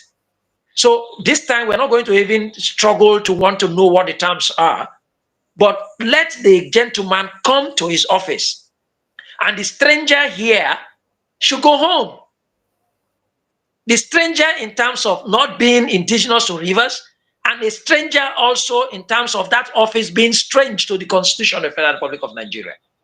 And then the president who had sworn to uphold that constitution, and meaning not to do anything outside of that constitution, should redeem himself now that they have reconciled. So immediately, even as we speak, if he's listening and hearing this, tomorrow morning, just even 5 minutes broadcast is enough. If he doesn't want to lift the also unconstitutional state of emergency he declared, there are two aspects to it. He can retain the state of emergency, which is not justified, and lift the suspension of the governor and the River State House of Assembly, and mandate the governor and the assembly members and all security agencies to continue to ensure that there will be security in River State, and deploy more resources in terms of military hardware and even funds to ensure that that extraordinary measure is taken for there to be peace and security in River State, and give that mandate, that marching order to the governor. But that has not happened, and nobody knows when it's going to happen. Did they reconcile for the governor to just come to be a moving partner to the minister? Is the governor not just going to be someone who will follow the minister to functions and occasions and burials? Is that a reconciliation? For them to be driving the same vehicle? A lot of people have likened. I mean, you just mentioned now that that suspension was unconstitutional. That means you still maintain that the suspension of the governor of River State is It's still unconstitutional. unconstitutional. Then a lot of people have said, yeah, well, a lot of people have said that if that's suspension there unconstitutional, people don't they liken the Rivers people as weaklings, as people with just the back, no bites. Because how wanna go use no say that kind of thing happen to, and I don't know if you do anything. That this can never happen in any northern state where the president will take this kind of decision and the northern people will keep quiet about it, that they would have acted. So I like you to react to that. Do you think that the people of River State were just a bit too docile and did not take any action and did not do anything, or were they just conquered? Because it just looks like the River people behaved like conquered people. Being civil and being disposed to peace does not mean being a weakling. Rivers people are highly intelligent. Rivers people are civil. Rivers people understand the laws and constitution of this country. And that's why we have given. Say before then, the likes of Ateke Tom and Asari and all that, they don't the ginger say they go do something. So people are looking at it from No, that even if they background did, with all the threats and all that. I wanted to paint the difference. You see, River State, that's why it's even rather justified that that state of emergency was unnecessary. Rivers people are peaceful, hospitable, civil, take things in the right direction. In all of these that have happened in River State, I would agree with you that if we were somewhere else, maybe that crisis they wanted would have erupted like a volcano. But what did Rivers people do? We filed suits. I filed a suit. Let me say this perhaps for the first time. I personally filed a suit. Even before the so how is it that has that your suit been not in the case, I say even before the state of emergency, with all of those unconstitutional behaviors, that's the approach that Rivers people take. Now, for us, it is the land. So how is it that most of the cases that has been filed? You remember that part of our discussion here is distrust. You remember that part of our discussion is distrust in the judiciary and lack of confidence in the judiciary. That answers the question. But otherwise, I think we are looking at as to whether people are saying if Rivers people are docile and we're probably lily-livered, and then we can no. If it's about even warfare, you can't dare Rivers people. You can't, to the extent that our families are working. They don't know. Well, I've been once I said they don't know the number of walking houses. Our families are working who's. That means the families are prepared. We have fought wars when it was necessary to fight wars against the colonialists. Perhaps part of the country, some part of this country, that actually resisted colonialism and fought, that our leaders were taken and captured and taken to exile. The history is there. Okay, So now that you've mentioned fighting wars and war killings, it's we not hear about that the war this military time. administrator. Okay, we hear that the military administrator for inside on our budgets, because you are there, that he put about, I think about 20 something billion, some billions, I can't remember the figure, for CCTV inside the government house in the budget, and also has some substantial amount of billions or number of billions for gunboats. Some people are saying, excuse me, what do we need these things for? And then other, money then where they put we no really get designation and all that. Waiting on I don't do as a democratic government we still be now, even though say na administrator the head on that. Waiting I don't do to question some of those funds inside the budget, Uh, considering that the budget has Precious, already been passed. thank you for even raising this. This justifies the unnecessary and unconstitutional declaration of state of emergency. It's for this purpose. Is to find a way Mm-hmm. to um, take away some of our money. But in any case, like I said, recall that there are actions even in court at the moment. If I do not know some, I know the one that my friend Courage Yusumovo has filed. I also know the one that is Right Honorable Dagogo, Farah Dagogo, has filed. I know Rivers Opara. people have Mm. reacted. I just said in my last comment that we are law abiding, we are peaceful, we are hospitable, we are honest people. We would like to approach things in the best interest of all persons. But at the same time, we could be like, if we can have our venom if you tamper on us in the ways that we can't bear again. So, and the So fact that that means the issues, you people were tampered in a way you could yeah, bear. That's why you had to bear the it. issues at this time are not the issues of war, they are issues of law. Okay, so we had thought that we had a society where normally the civil thing to do when somebody is acting unconstitutionally is to go to court and canvass your case and tell the court that this action is unconstitutional and make your prayers. But unfortunately, we have no judiciary in Nigeria anymore. Even if I'm a lawyer, we are trying to pretend to have one, Mm. and we are all struggling to sustain the judiciary in this country. Otherwise, ask me how that the Supreme Court up to today, has not been able to make a clear pronouncement on those constitutional issues that we have raised. The Federal High Court had played a game and didn't make pronouncement clearly on those key issues that were raised. So people now expected Rivers people to do what? That we would have actually danced to their own drum beats and then fell in their hands where we never did. They still declared state of emergency. We couldn't have burnt down our own state. We couldn't have gone to vandalize public facility our own. We couldn't have killed our own citizens. Even the minister of the FCT, we couldn't have hurt him. Even if he has derailed, even if he has acted in such a way that was less of a statesman with respect to him, because that's what he is. Anyhow, he's a respected citizen of River State. He's a statesman. All of these issues will go one day. They will settle. We cannot throw him away, but we just wanted to tell him, gentleman, uncle, you are going the wrong way. Are you conspiring with someone outside and working against your state? Is it because of your personal and selfish interest you seem to have lost your senses? Otherwise, what is it here? We gave you the mandate. You served River State for 8 years. Nobody removed you. And your tenure, you have the full term. For goodness sake, wash your hands off governance in River State and go away. And he's talking about structures. He's talking about structure to do what? That was our the disagreement with him. Otherwise, to have served River State for 8 years meant that he had contributed in his own way to the development of the state. And history will not forget him.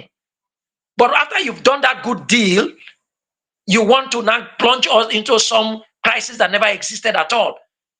We never had to go to war. We never had to bring out our swords. We never had to go destroy his property. So to compare to say that if it were elsewhere, maybe in the north, we would have gone to the streets and this would have happened. No, that's not the character of Rivers people. A jaw is truth. And truth means peace.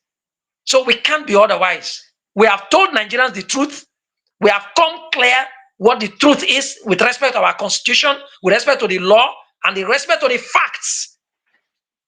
So if we have done our bit, then it's left for the rest of Nigeria to hold the government accountable for not holding up to the truth and the laws of this country.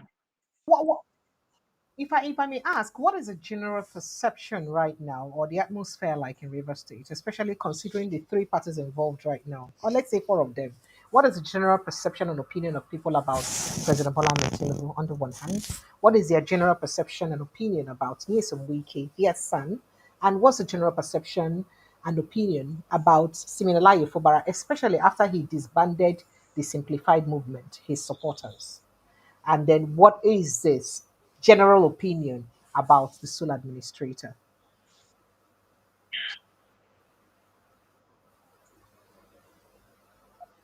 Go ahead, sir. Well, precious rivers, indigenes and residents here. Yes, true rivers indigenes and residents here are still committed to fighting for the soul of our state. Fighting for the soul of our state in the sense that our struggle, most of us, wasn't about personalities, but about the states and the collective interests of all of us. It wasn't about the convictions of the President of the Federal Republic of Nigeria. It wasn't about the convictions of the Minister of the Federal Capital Territory, who is one of our sons. We gave him the opportunity to be governor here. All of his riches, all of Wike's riches, is out of the benevolence of Rivers people. It was all out of public office. So if that is the term, yes, surely, surely.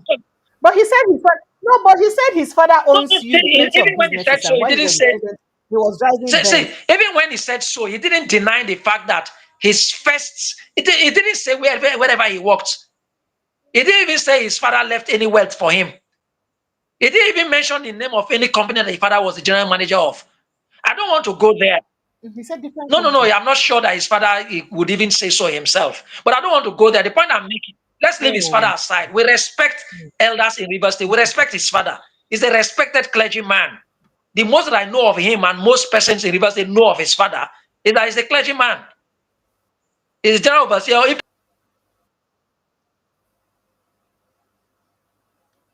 Oh dear, oh dear, oh dear. That's the general manager he meant. I do hope that. His general overseer is GO, not Okay, GM. but It's was GO he? of a church. But was Wiki? So, but was Wiki at some time disowned by his father? I don't know about that. And like I said, if you observe me in my conversations with you, I really do not go to personalities. That could be their family affairs. I wouldn't know at what age that would have happened. I But totally respect that. objectively here, I'm not the point inquiring that I'm further. making.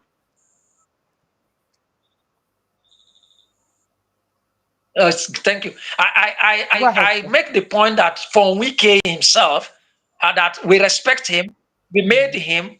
So Rivers people expected what had happened, that Rivers State should have been respected and our views be respected.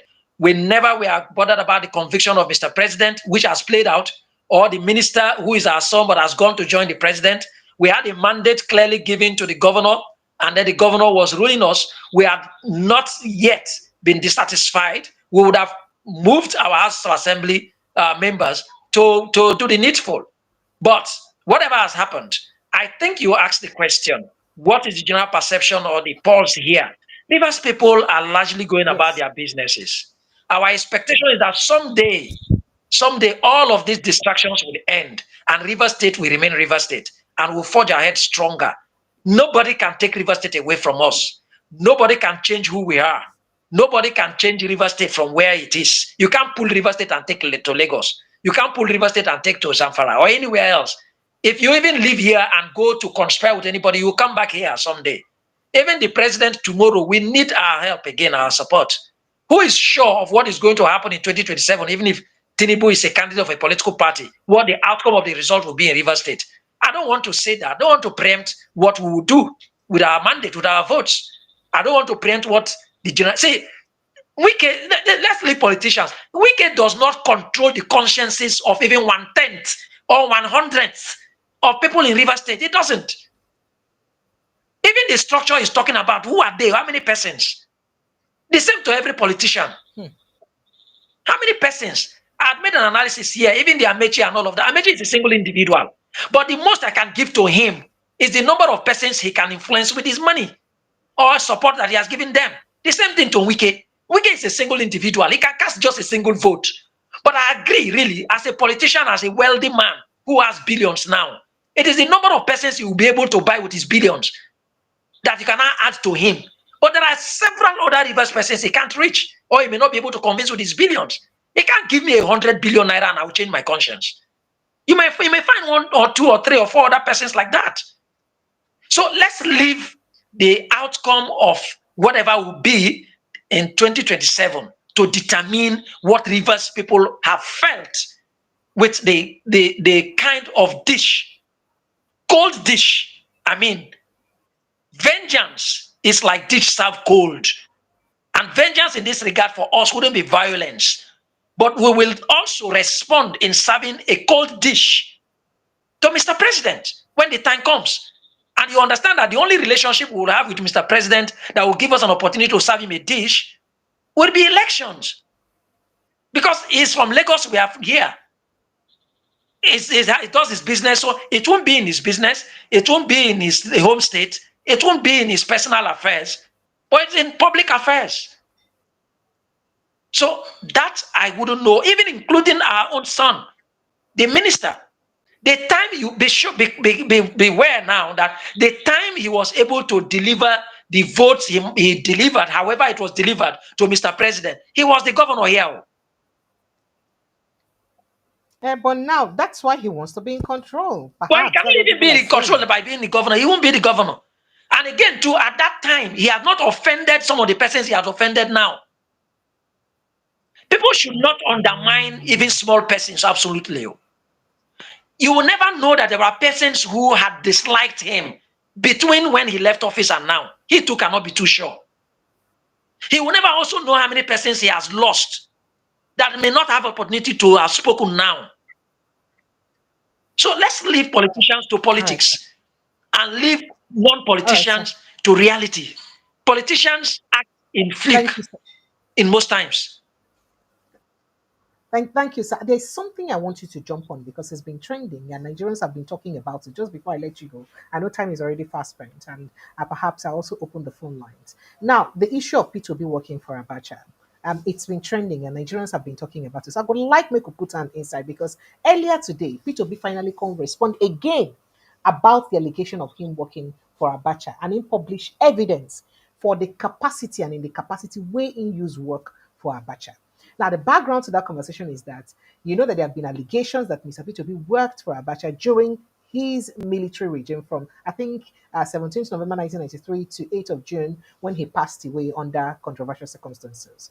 Now, a social critic, now I'm not calling a social critic, self-critic, sorry, personal conviction critics, personal driven critics, Ren Mockery, forgive me, I'm looking for the best term to describe his kind of criticism.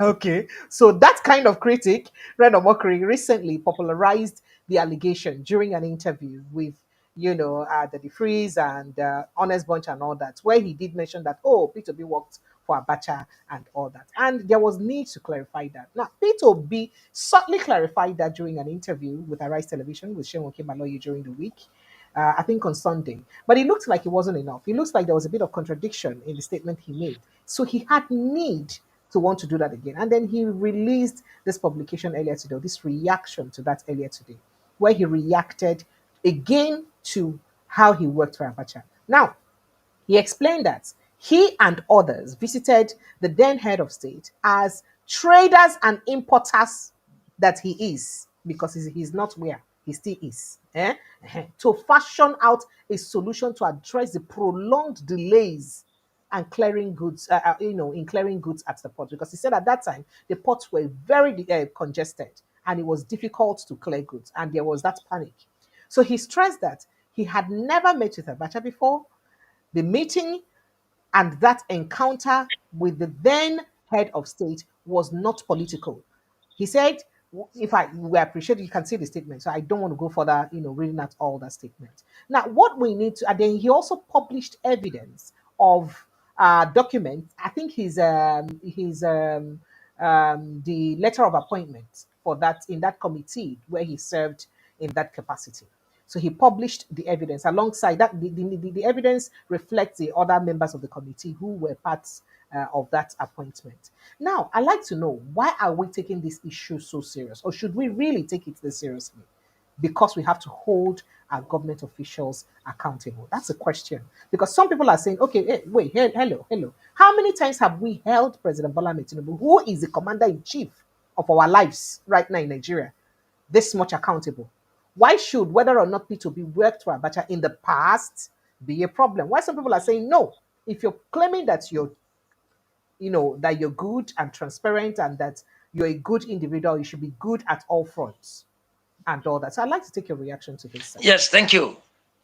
First, I would have asked Reno, if we were having a conversation, that what did Peter Obi do wrong if he worked in any capacity in that government or at any level during the Sani Abacha's regime? He didn't do anything wrong. Their complaint is that why would he work for a military junta? How dare he? When Nigerians were struggling for democracy. I come in. It is just probably because Peter Obi, I am not speaking for him. It's not an intention to speak for him. It's just because it's also linked to perhaps the 2027 election. I haven't been a presidential candidate in the last election, 2023 election. And then since the formation of this coalition and all of these criticisms are coming on. Otherwise, how many of other public office holders that worked even directly with Abacha that have been condemned in Nigeria? Military administrators, military governors. He didn't say Peter Obi was even a minister. When also I read what it meant that Peter Obi worked or did any assignment during Abacha's regime, it wasn't even like he worked for Abacha, except it's another one if it is different from the port decongestion. That was the only thing. A committee that was set up with many people there. So look, you push you go. They sent the message, go and make sure that did they deliver. You can see his name as number. His name was not even number one on the list. So we don't make it again is that, sorry, these are the problems that sometimes when people that we should be respecting. The question is, if during military administration somebody was sent to do a job and he did the job, he wasn't the military dictator. Even if we, especially those of us who were in the human rights movement and condemned everything about the military junta then, right? But there are citizens, there are Nigerians who lived at that time and who were even military administrators, governors. And today, they are running elections. In the Senate, we had some of them. And we never condemned them. We never condemned them. In the Senate. Some of them are in the Senate, like you said. We had them. Even if David Mark's time wasn't Sani Abacha, I don't even know what time, but he was a military administrator. He became our Senate president. Yes, he was. He was Minister of Communication at some point. And fair enough to him, even in his time at the Senate, I believe that the Senate was even far better than what we're having today. David Mark's Senate was more stable and more progressive than what we have today. I don't even want to mention names. Now let's come to Peter Obi. That Peter Obi did what?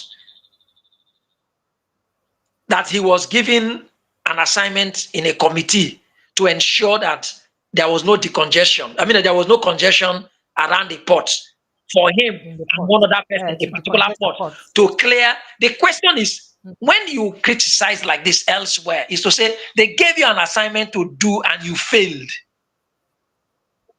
But it should, what he has brought up should even be more of a credit to Peter Obi to say, I was able to clear the very disturbing challenge at that particular port, I think Apapa port, with another person, and we cleared the very serious nightmare of congestion on that axis, on that lane.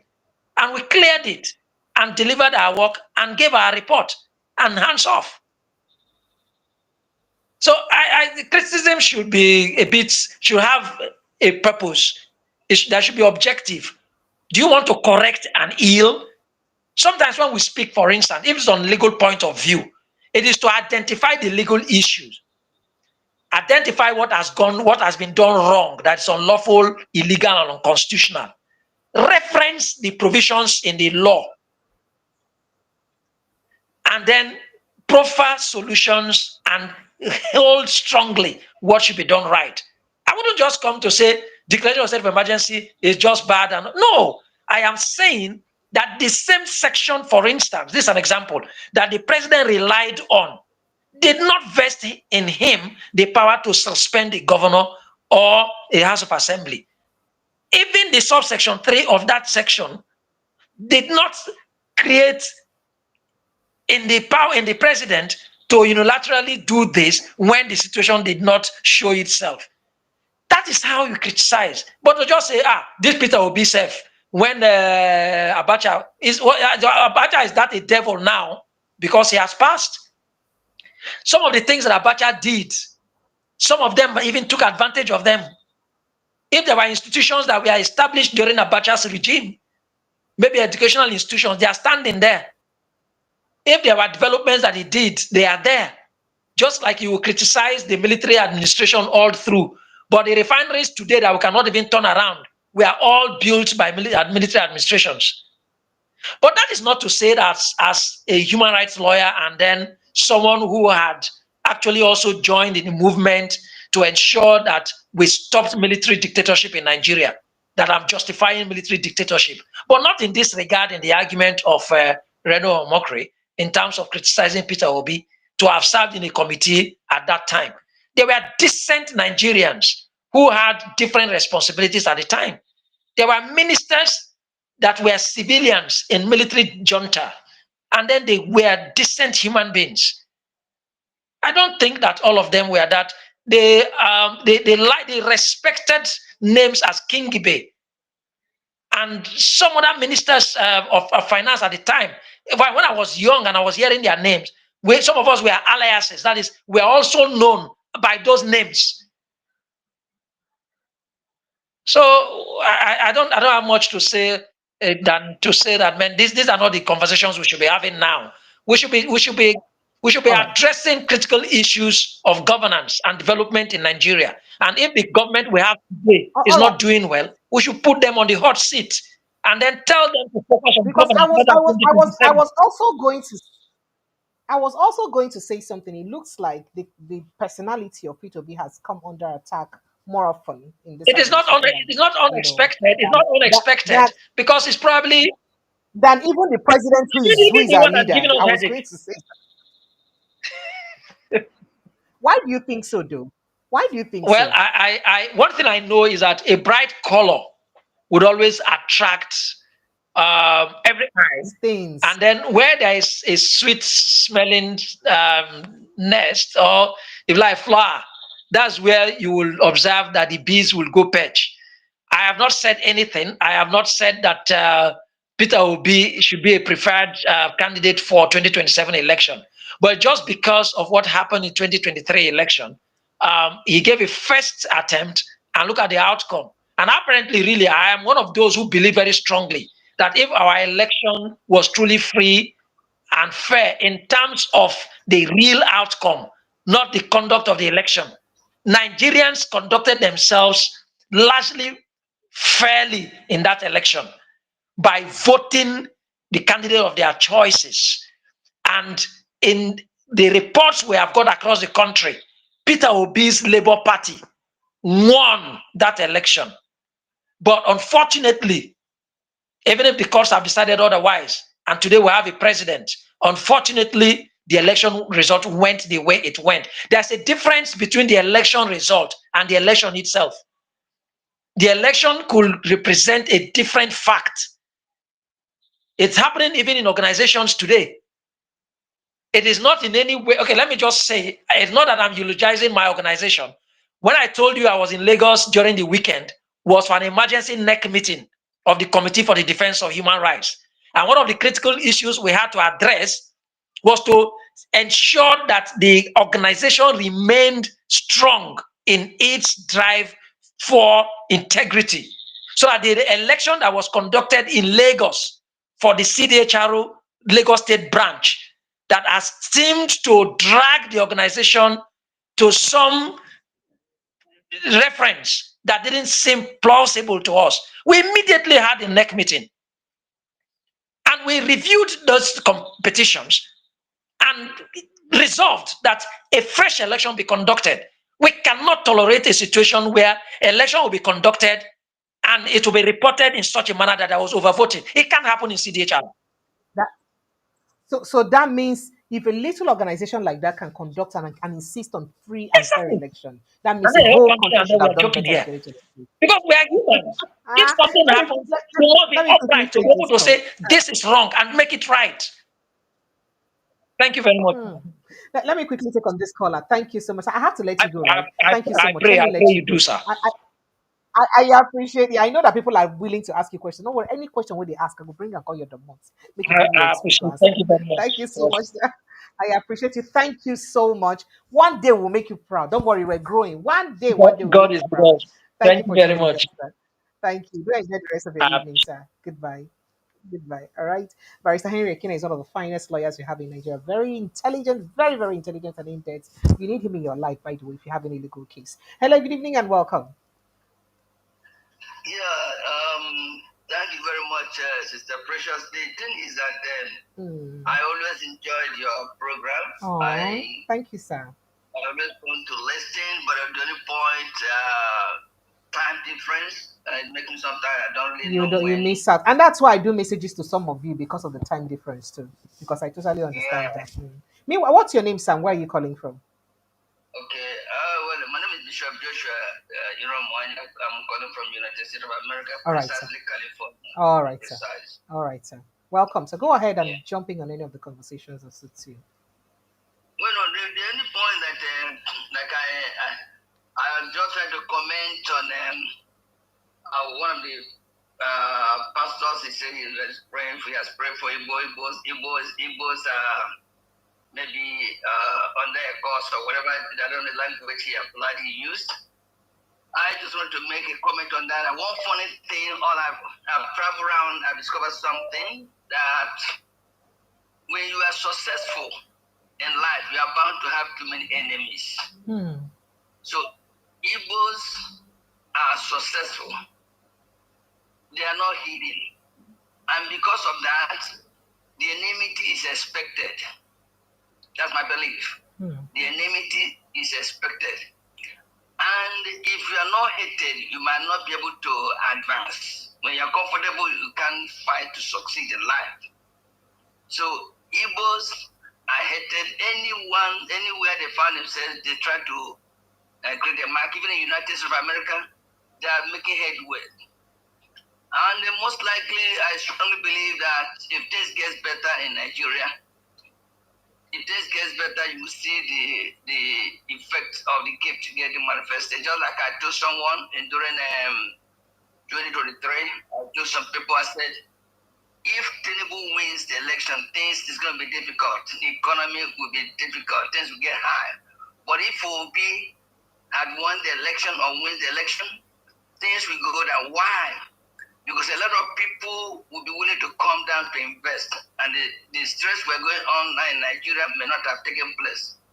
But I strongly believe that in 2027, if they get it right, things will be good. Things will change for a better. Thank you. I know that a lot of corruption is going on, but if things have been properly checked, I think sky will be our limit. I strongly want to believe that God will intervene. Thank you. In Nigeria's situation. Thank you. Thank you. Bless, Thank you. Thank you so much, sir. God bless you, sir. Whoops, talking about that Nigerian case, it's really very pathetic when you go through the latest or the ranking of Nigerian passports, even in Africa and globally. It's really very disheartening. And that is why we need good governance, whether we like it or not. That's a reason for us. It's enough reason to want good governance. You can see your ranking. You can see your ranking. You can see your ranking. It's really very it's pitiable, really. I'm coming. Hello, good evening and welcome. Hello. Hello. Good evening. Hello, good evening. This is what? This is who? TY. Hell, TY Danjuma. I see you for office now. Cut this call, make you go join me for front of the gym. Why are you coming to backyard? Cut the call. Cut it. Cut it. Honorable, cut it. Cut it. Let's go back to the cut am, make her take another call. Come join me for front. Why are you like this? TY Danjuma. Don't worry, I'll take your call. You know, say be part of the landlord of this platform. Hello, good evening and welcome. Good evening, madam. How are you? I'm very well, thank you. Welcome, sir. What's your name and where are you calling from, sir? My name is Morgan. I'm coming from Germany. You're welcome, sir. Go ahead, sir. Your guest, I so love your guest, the way you analyzed the whole items. Thank you, sir. It was fantastic. Thank you, sir. I think people like that is always good to come into the program, so to give a little bit hope. Absolutely. There's one point I try to point out from this situation. You know, I felt the media's. Sorry to say, the media is contributing a lot of confusion in this situation. How? Because when you say the media, you're also pointing at me. What did we do? You know what I'm trying to say? This question of who are these people? Well, we have a lot of elites in that country. Why can't they themselves sit down together and say, okay, we want to as well form our own party, form our own honest people that wants to rule the country? Because most of them are not interested. They're only sitting down, talking, have no interest to put Nigeria into the right direction. This is why you see all this tout. Sorry to say it for me using that terms. This is why you see all these people coming around talking about this issue. Because we have a lot of look at people like Dr. Abati. These are people who are intellectual. If people like that comes together and say right now, okay, we want to change Nigeria, it would make sense. But nobody is doing it. So what do we have to do? So there must be set of people that wants to say, okay, let's try to see if there's any other formula to get these mad people out of the system. Because it's becoming uncomfortable for us. Every day hearing the same stories. What are they going to bring on board? What are they not going to bring on board? Okay, you guys aside, you guys come in, change the situation. Let us say, okay, like the obedience. People can say, okay, let's go with the obedience and change things. Because every day the journalists, you see this one, they will ask this, they will ask that. First time, oh, there was no coalition, there's no this. But now you have a coalition. Now, what are they bringing to the system? What are they doing? What are they? Man, it's becoming boring. On a serious note, it's making a lot of we diaspora losing interest of all because we don't know where we want to belong to. Because our fellow friends or ask us question, what is our way, moving our way forward? We don't know what to say because it's a lot of theaters. I'm sorry to say. So please, my ideas is what I intend thinking of doing is let us move. Let us see how we're going to solve this problem. It's not about Tinubu. It's not about Tinubu. It's about our country, Nigeria. Because it's becoming restless for people like me. Because I think in the next 9 years, I'm thinking of going to my pension. Then I will come to a country where I'm not guaranteed to have a real medical checkup for my life. It makes no sense. That's the point. So please, the journalists, whether you are private or you are channels, you are this, please let us move this in the right direction. But Tommy is trying to set up issues. The same journalist, why is he going to form parallel government? Why is he going to do this? That's not true. If you say that to all the journalists, then you're very unfair, sir. But sorry to say, because what I'm trying to say is it has been the dominant, it has been dominant throughout the whole week. The same system. But who are the people coming up to tell us the other side of it? Nobody. It's becoming uncomfortable because it's the truth. It gives some more edges to all this, the mockery, the Daniel Bola. This is how people we see in Europe. They don't have any values.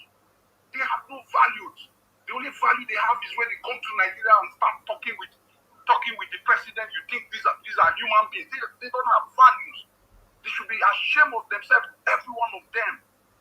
So if the elites want to help the situation, 2027 we still have 2 years to go. Let them come out. Let us tell Nigerians, okay, we are tired of these old politicians. Let the elites come out and say, now we want to stand, not even the party, we want to stand to rescue Nigeria. Then we will know we have people that want to stay. But every one of them sitting down, enjoying their air condition, enjoying their cars in VGC and Ajab, and they will come to television, they say their analysis. So it's somebody that will rescue. This same said, they want to rescue. Let's give them the chance. Let us see what will happen. If it's not working, then we know. We know that it's not working. But most people sitting down, nothing, they know they are not contributing anything, only talking. So, madam, please, I'm really uncomfortable. It's becoming unbearable for me. On a serious note, I watch your program every night. I wake up 3 o'clock tomorrow to go to my work, but I still want to watch your program. Listen. Thank you. I watch every one of them because it's becoming the same thing, the same question.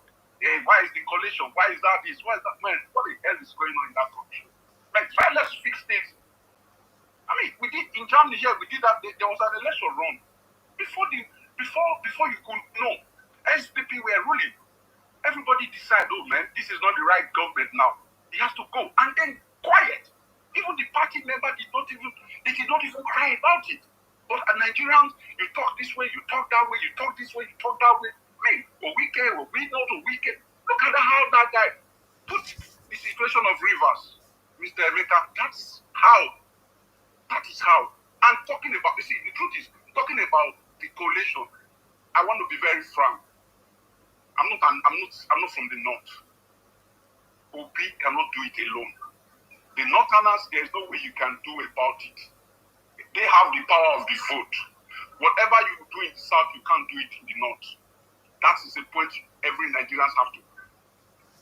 So you also think that the Northerners can win election without support of the Southerners? The Northerners can even. Let's give an example. The Northerners, the police can come into your private house and know how many people want to vote. But in the north, they can do whatever anything they like. You don't get my point. No.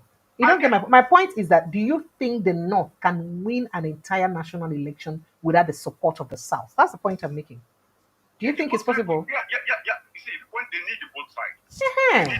So they need both sides. So is it fair that we make it look like without the North we cannot have election? You see, the point is that, let me tell you something. I give you 1 point now. I want to tell you.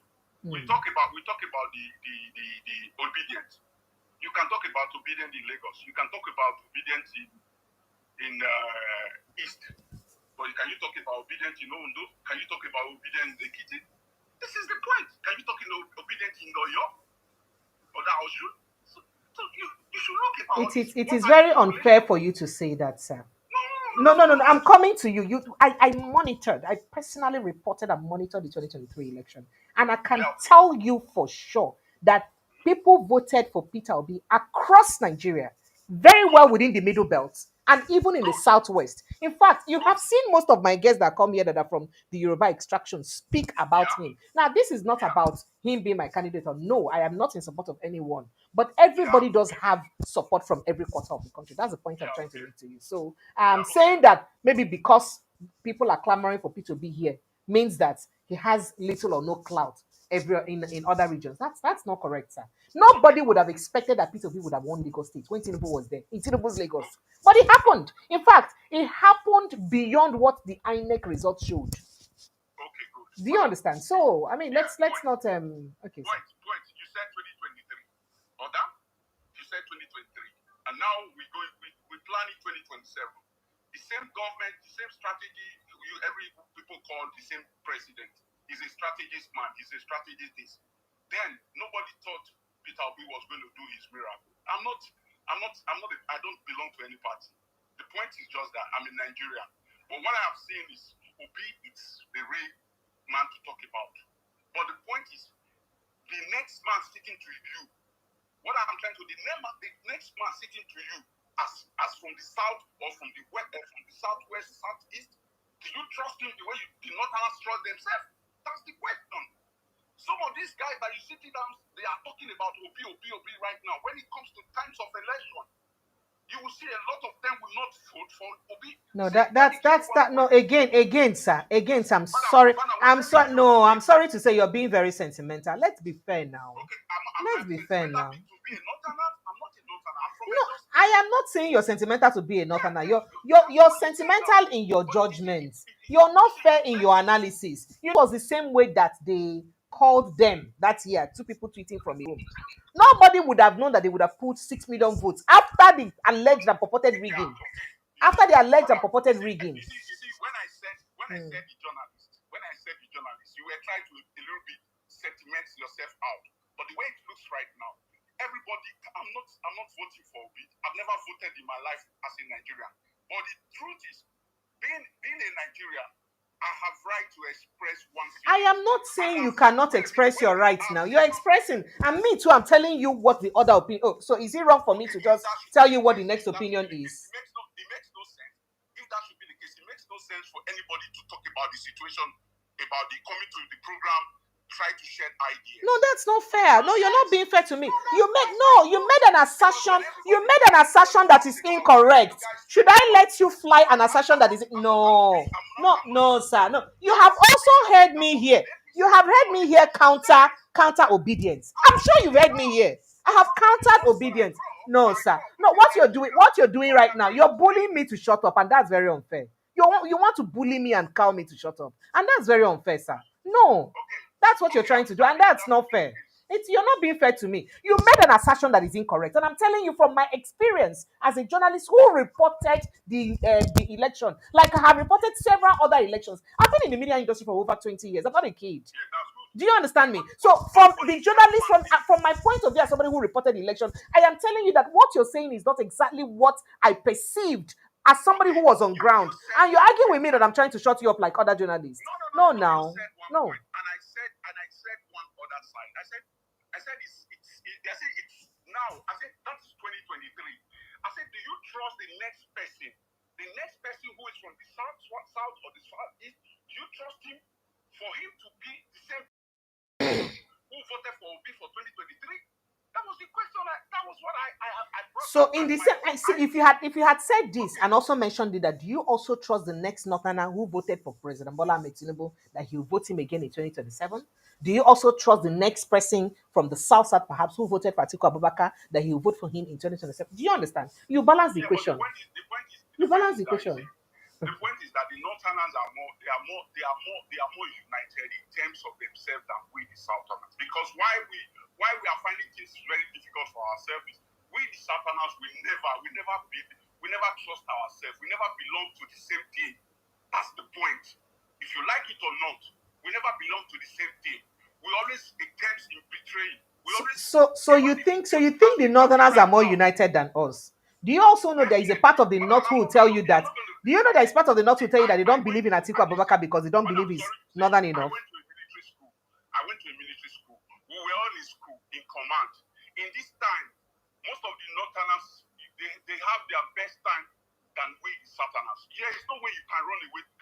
There's no way you can take things from that. My dad was in the military. We all see it. We live in the barracks. We see it. We all saw what is going on. There's no way you can run away from it. But you can be a journalist for 20 years. Okay, terms. I respect that. It's your copsy, and I respect it. But my point is right now, I am telling you, Obi is really the candidate. There's no doubt about it. I really don't care if he's a candidate or not. I am just telling you that I was just trying to correct the analysis or assertion you made. That's all. So I don't care. I don't even care about where our next leader will come from. I just want somebody that will make this country better. I just want this country to be better. That's all I care. I don't care where the person comes from. That's all I care about. I don't care where the person comes from. It might as well be somebody from Togo or somewhere. I don't care. But let this country just make sense and let's stop all of these troubles. That's all I care about. Madam, that's what I want to talk about. That is why I said in the beginning that the press, the media medias are costing a lot of confusion into the system, because every day you hear, where is this one from? Where is that one from? It makes no sense. Anybody can rule the country so far you do the right thing. Thank you, That's sir. the point. Thank you, sir. But why are we not getting that every time? You're talking about Obi. What is wrong with Obi working with Abacha? What is wrong with Obi working with Abacha? We all Abacha, Ibrahim, Zainab, all of them. They all grow up. We went to the same school. But Thank you, sir. There's nothing wrong about it. Thank you, sir. So when you blame the media, I still don't understand why you blame the media for the conversations. Now, what is actually the news? Who makes the news? Okay, so are you saying that if Peter Obi says something, or Atiku says something, or Tinubu says something, we should not carry them in the news because we don't want to fly a narrative? I don't understand what you're trying to make. You're blaming the media. You're not making me clear why you're blaming the media. You're taking it to aggressive terms. I am not being aggressive. I want clarity. My point is less, because it's becoming boring. Because you guys can always say it, nothing wrong about it. But the point is the way the situation is being presented. Because you listen to this the same, you listen to that the same. That's why I said let the elites come. You guys are journalists. Why don't you invite the elites? Come together, form your own coalition. That's what I'm saying. Thank you. You too. Are you not a human being? Are you not part of the elite? You too should go and call your fellow elites. You are abroad there. Call elites. At least you have. You just mentioned that you went to school with the Abachas. You can call them on the phone and say, let's come together and form a party. Country where person stay for 30 years, you don't get head. You go and that person country. If they go give me, if they go green, make we come. Make they give the diaspora chance to vote. Whether you go see all these idiots. Oga, you follow the aspirants, they come back Nigeria, come vote, go back. If you want Nigeria to better, you go make that sacrifice. That's what I'm saying. If you really want the country to be better, you come back and make and. You know what they make me tired, because nothing, all the stories too much. You're talking too much. Okay. The talking is Okay, so I should not be talking. Let me kukuma close my shop now. Make her close this workshop. Make her know they talk again. For you closing it. Let's share another ideas. But did you not see me bring a guest today that was sharing ideas on what's going on? And the things, I bet you, part of what Barrister Kenneth said today about our constitution, about the rights you should have or not have in our constitution, lots of Nigerians are unaware of it. They don't know. But he was able to give us that clear enlightenment today. So are you not blaming me for doing that job? Go back and listen to what he said again. So what exactly do you want the media to do? Oh yeah, okay. Oh yeah, proper solution. What do you want the media to do? Madam, you are even fair enough. You are even fair enough to even allow people to even come to your platform to share ideas. You are even fair enough. Because when you see what they call it, the normal media, because all what they say is stories and talking whatever they are saying, you are even fair enough. I have to be very frank with you. I'm going to Thank you for the patronage. All right. Thank you for the patronage. When I listen to your guest, it gives me a little bit hope. But the only thing is just that my points, my ideas, and I will still stand about it. Let the ones who feel that in the country that can turn things around, let them as well come up. Because this one will come, they will say it doesn't make any sense. Thank you. You've spoken for 20 minutes, almost 20 minutes, sir. Thank you so much. Let me let you go. It's really difficult for every one of us. Thank you. So I wish we have a good government. Thank you, madam. Thank you. Okay? Thank you so much. I appreciate you. Good night. Good night. All right. T.Y. Danjuma, where are you? Oh, you called earlier. Mr. T.Y. Danjuma, please, come back. Let's have this conversation.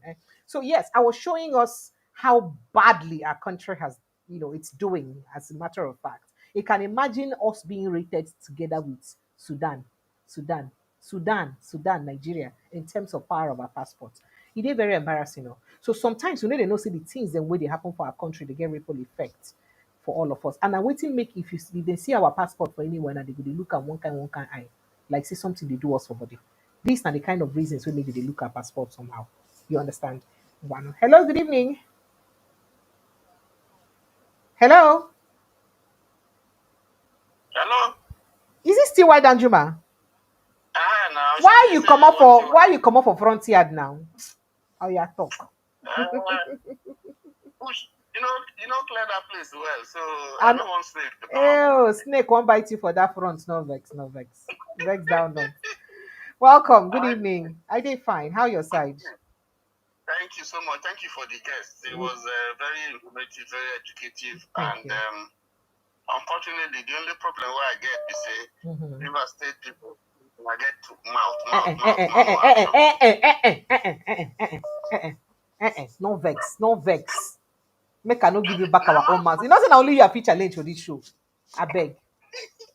They just talk good, finish, good. And they say, hey, make it conclude now. They say, we go just they look them, we go just they pray, we go just they hope, but you talk about revolution. How you could talk about revolution for federal? Then when you come to your own state, the place where they hold you for ground won't kill you. Then you say, you go, bele, mama, she be there, make something no spoil. That one, what kind of thing with that? It spoiled the whole thing when you talk from the beginning. So that's my feeling about what you said. But you see, the question is, if you say somebody come third, okay, why this fixation about every small thing that this person will come third, every small thing that this person? Why are you not attacking person when you say come second? Why? Like Atiko. Why every time the man say he say good thing on attack him, anything where you say on attack him, you do everything to put him down, you do everything to emasculate, to demarket him and so on and so forth. Why that same person, what did he do? He come to us, is not a threat. So why are you always attacking him? You can hold up all kinds of things against him and so on, against his person, against his family. You're trying to make sure that you decimate him, that you make sure that he doesn't find a platform to run. So why all those things? Because people should think there must be something about this guy.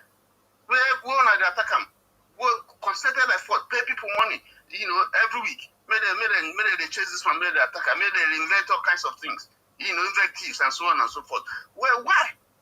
People should ask that question. And what we are talking about, our country, and it's good you made that point, even with the last caller. We are looking for someone who would help to transform our country. It will benefit everyone, irrespective of where you come from. In doing that, we want fairness, we want equity, we want justice. So if we can do that, then it means we haven't learned anything. So those should be. We'll not just be saying it's not just about changing Ashiwaju or whatever. If Ashiwaju is doing well, it should stay there even forever. But the point right now, no matter what they are saying, if you ask anybody, are you better off today than you were yesterday? Obviously, you know what the answer is. What is your exchange rate today? Was it better than it was? Even in the quote unquote worst days of Buhari that they talk about. Even though you are the one that brought him in, you take pride in bringing him in, and now you say you want to detach yourself from him. So those are the critical questions. The common man is going to ask, can I buy a loaf of bread cheaper than it was before? Can I buy rice? Can I travel on the road? Why have lights? For the small business person that is selling a small thing, does he have lights, where go, put in things for drink or whatever, and all those things when they sell, and make some small money. Can he? Can you sleep with your eyes closed? Those are the critical issues. If the answers to these questions are in the negative, then we are deceiving ourselves if we are trying to. You can't continue to do the old things that are giving you the wrong results and you're expecting a different result. No. Garbage in, garbage out. Until we stand up to say, listen, throw away our ethnic cleavages, throw away our religious inclinations. Let us look at the facts the way they are and let us vote right. That is the only time that our country, beautiful country that God has endowed with almost everything, and we are with ourselves. We are bringing it. There's an old book, very, very old book, that was written. I can't remember the author. Ethiopia that beheaded itself. This country, if we continue the way we are doing, we're going to behead Nigeria. Let me stop there. Thank you, Tiwa Danjuma. Thank you so much. I appreciate you.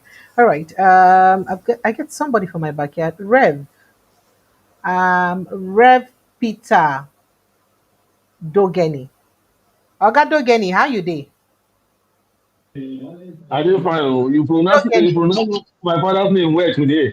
Hey, Dogeni, you're welcome, sir. Say even say the system they far from my eyes, so I need the two systems. So even though say I still wear glasses, it dey hard. So now it makes sometimes reading directly they difficult because it's still not they close enough for me to see. So no vex. Welcome. I just came in a little bit too late now because I was doing something. Okay. Where you they call from, sir?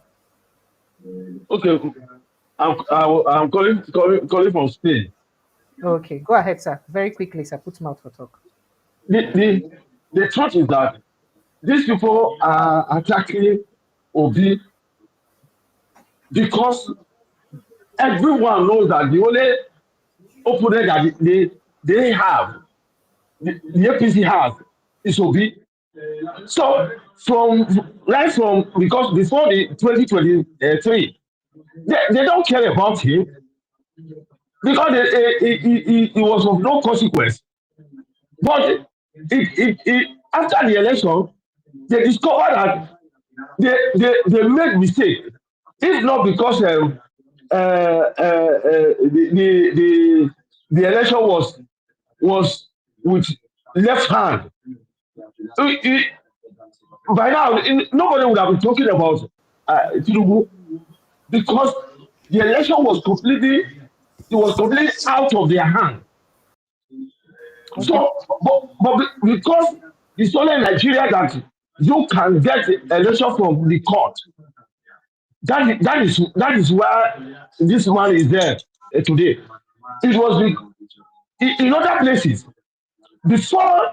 In fact, as they are voting, you that sit down in your house, like I sit down right now. I'll be watching on the television. So you don't need to tell me that this is the person that is winning. I was sitting down as they are cutting it. All the journalists that are there, everybody will be transferring in their own to their respective station. And each station you enter, you will begin to see the vote counting.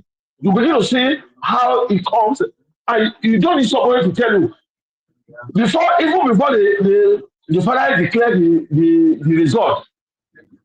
You already know the winning. And that is why Nigeria is saying that nobody, nobody should declare election because they want that is another way of covering up so that at the end of the day they will come up with figures and they know that it will be difficult for you to go from one police station to police station to bring the result. But if All right. every radio station, every TV station has their own result, then it will be over. So what I'm trying to say is that this man is the problem that they have, and that is why they are attacking him. Otherwise, you cannot you cannot jump over number two, and you begin to attack number three. Look, article is not of consequence to APC. No, the only person that they have problem with is Obi and the obedient. And the truth is that they have tried everything because obedient, the problem they have with obedient is that they are not people that you are going to give money. If you have it in billion, even the obedient that do not have, we don't want to take from you because they know what they want and they know the person they are looking for. And they don't want to take anything at the expense of that Yes. person. Thank So you. that is why they are attacking him here and there. So Thank we will you. not be Thank you. surprised. Thank you, Oga Dogeni. Thank you so much. I appreciate you. Thank you very much. Hello, sir. Hello, sir. Okay. All right. Thank you. I appreciate you. Hello. Good evening. Speak out. Good evening. Hello. Hello. Speak out. You there? Hello. All right, to make a quickly run through the matter that we basically don't discuss today, I tell on initially say we talk about several issues. Peter Obi responds to allegations of working for Abacha publishes evidence, and then 2027 governors, APC leaders quietly supporting coalition. This is according to Abacha Lawal, and delegates will settle Atiku Obi Amiche's fight over ADC ticket. This is according to Article 8. Hello, good evening, and welcome. This is Charles. Oh, hi, Charles. Welcome, sir. Right. Go ahead. I think what we need electoral reforms. We should try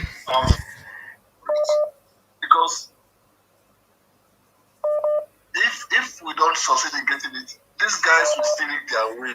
I am coming. So it's always very interesting to hear people talk about electoral reforms, and it's not like the people that you're requesting from the electoral reform from are oblivious of your requests. Neither is it that they don't know that they should give us that reform. But look at the 10th Assembly very well. Look at them. They did like who will give you waiting, will make sure so they no go come back to power again. Do you understand? So anytime I see us do that, I just want to see, even most of us or most of the people who clamor for electoral reform, they will tell you. Now, the easiest way for us getting the electoral reform would have been if Patutomi's shadow government plan and that protest he was going to hold and take to National Assembly would have worked. Because if you say that protest work, if you just mean say people go occupy National Assembly until National Assembly make those laws and then look and see it reflects the will of the people before they come out. Do you understand? But that has been clamped down by the court. So you think, say you go just stand up. So you go talk from today to tomorrow. So that's why sometimes to protect my mental health, I don't bother talking about electoral reform. It's not because it will not happen. It's not necessary, rather. It's not because we don't have to press it. But what's the essence blowing into the air when you know that nothing will happen? These people will not make changes in the constitution or the electoral act that will affect them. They know. That is the reality of Nigeria. You know, say you they talk am from the perspective of person wey do obodo oyibo, wey if you tell your representatives they understand and do it, you talk. This is Nigeria, brother. It is different. So it's unfortunate. I hate to bust your bubbles, but to protect my mental health, I really like to go about the Electoral Reforms Act because we and everybody we know we don't discuss this issue over and over again. They know, they know. But again, I ask you, if you were in their shoes and you see the benefit that they have gotten, and you've gotten these benefits that the present 10th Assembly are enjoying, would you make a reform that will affect you from coming back into government? That will not empower one small rat like VDM, who says he's talking up and down to come and become a senator tomorrow because there's proper electoral system. They go say that's small rat. Not be what they call a Makpabi call people with the social media small ants will go enter your trouser. We go they worry you. Do you understand? So in their mind, these small children now, if we make electoral reform, these small rats will come become people where fit likely they voted instead of us, and you think that they would pass such reform? Come on, let's be realistic now. So you want me to keep talking about something that I know that is futile? Go ahead. I don't mean to bust your bubble, but I just want us to be truthful to ourselves. Go ahead. I know what you're saying. But why can't we be, an informed society is an informed society. A deformed society is a deformed society. But that is why I am here to inform people now. What do you think I'm doing? I am informing people, and I'm sure you've heard me talk about electoral reform. In fact, the reason I called, remember I called the DJ of Big Tent here, Abdul Karim.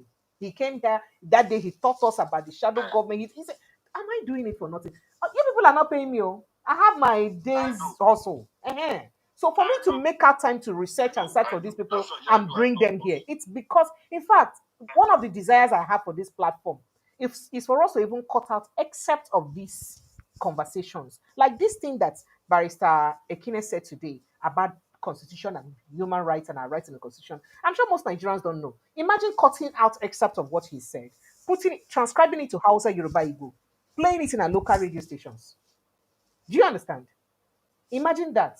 I don't have the capacity yet. That is where my vision is for this in future. So that the idea is to enlighten people. That is the much I can do. Go ahead, please. Yeah. It's true. Especially you have seen it all. Let me just keep quiet. I'm talking about time. Sorry. It's not Sorry. like it. Sorry for busting your bubbles, brother. Yeah.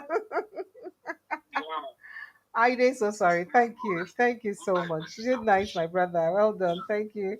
Okay, I really do. I really hate to burst our bubbles. Really, I hate to do that. But unfortunately, it is where we are. Okay, before I go to my next caller, let me quickly remind us of other stuff we talked about. I also told you that 2027 presidency, Mark cautions Atiku Obi as FG slams coalition's chiefs. You see, this coalition matter is already getting tiring before it even started. It's just getting tiring. I don't tire already.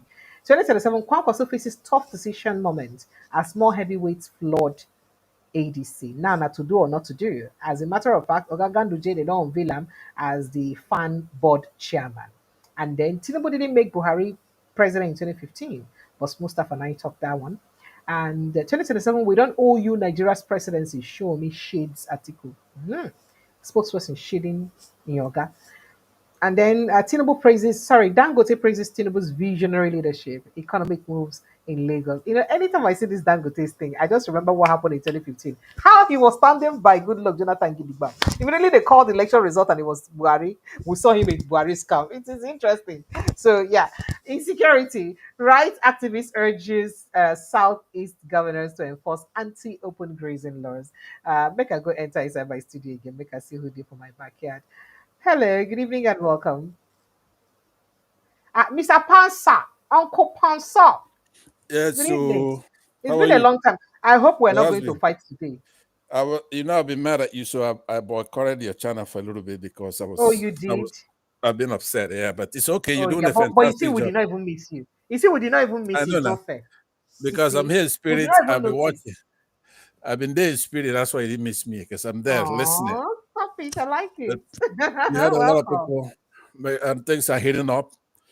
And I have to tell you, the last time I was here, I gave my own take on what P2B has to do to get his mandate back, win the election. He's doing it the hard way. He doesn't have to do it the hard way.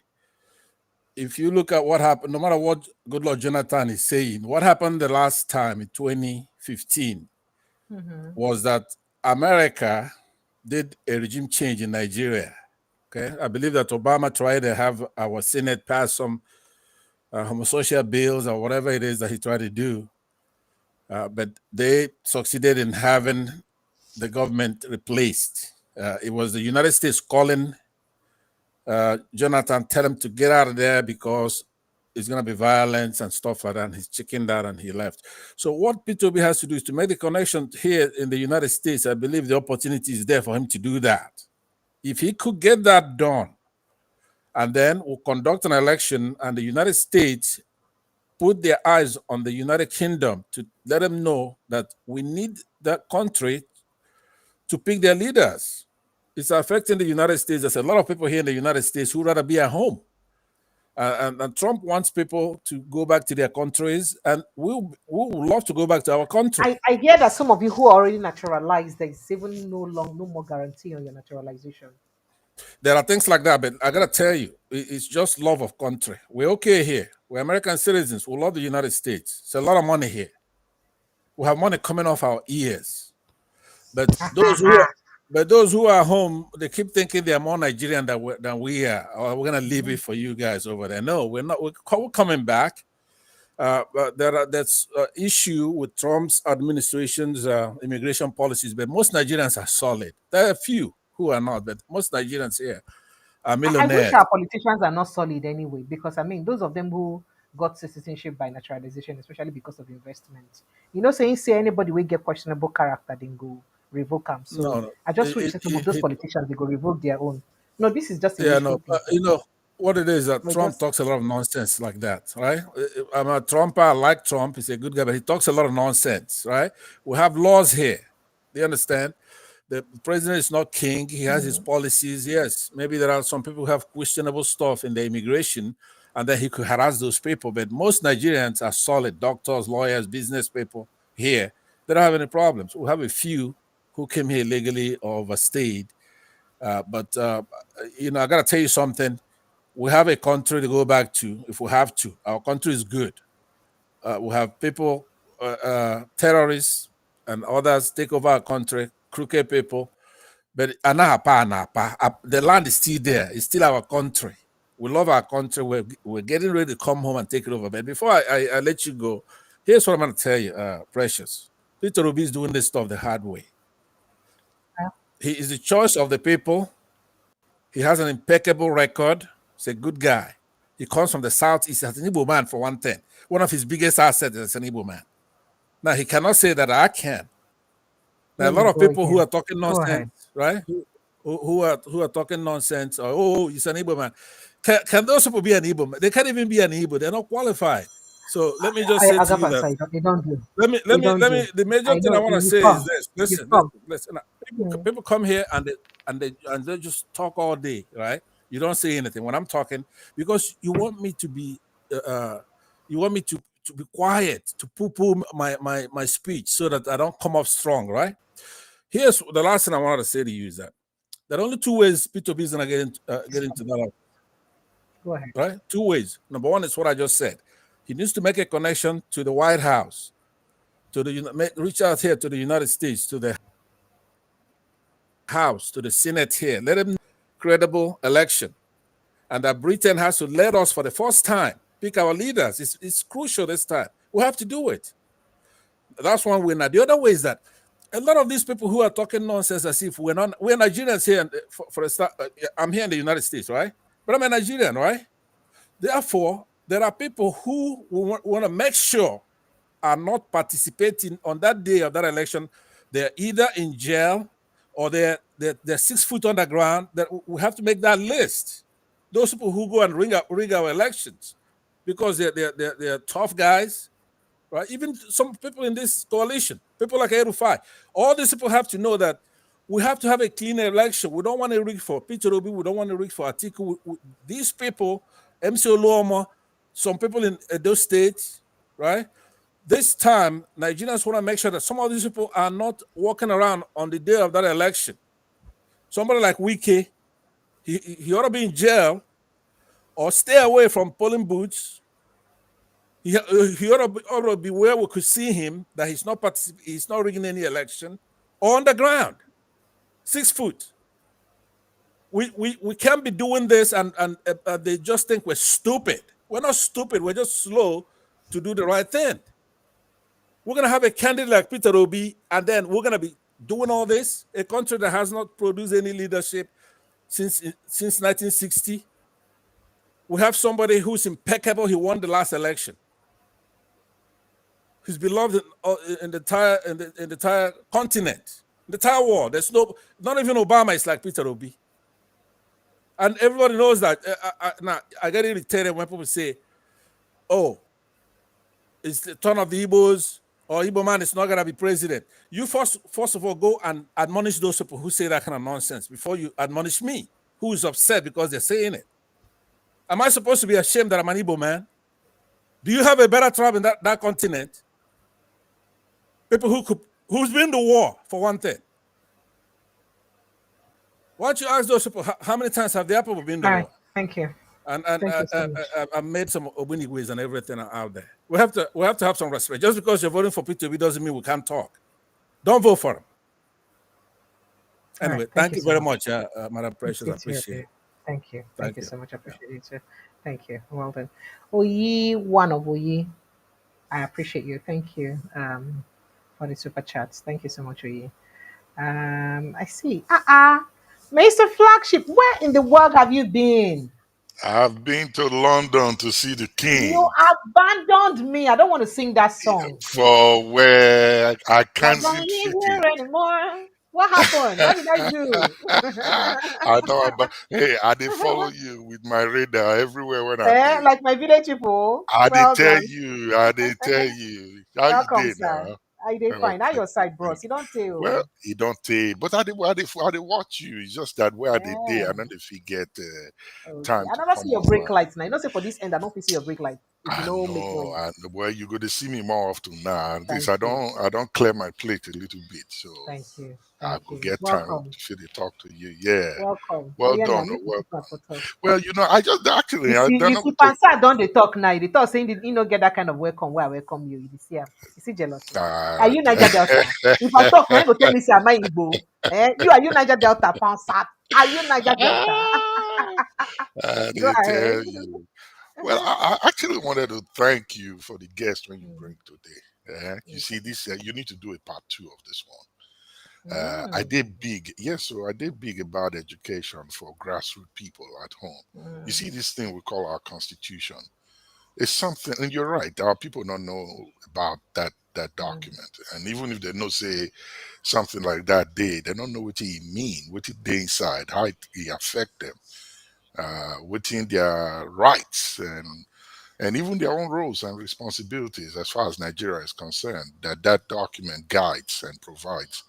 So we really need to talk more about them, to educate the people, to inform them, and to make them aware so that they will know how to speak when it comes to governance in Nigeria, because that's the one thing we are lacking, good education. And unfortunately, it's getting worse by the day. In fact, our tertiary institution, our academic institution generally, is getting worse. Was it I not agree. today or yesterday?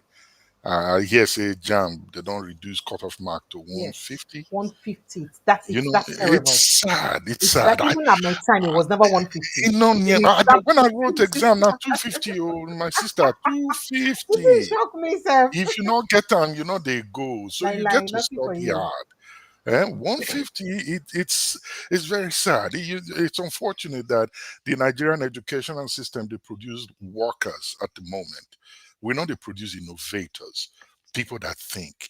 I take that back. Let me rephrase it. Our academic system, now they encourage innovative thinking. Those of us or those that are in Nigeria, Nigerian people, we are great minds. So we are very, very great minds, Nigerians.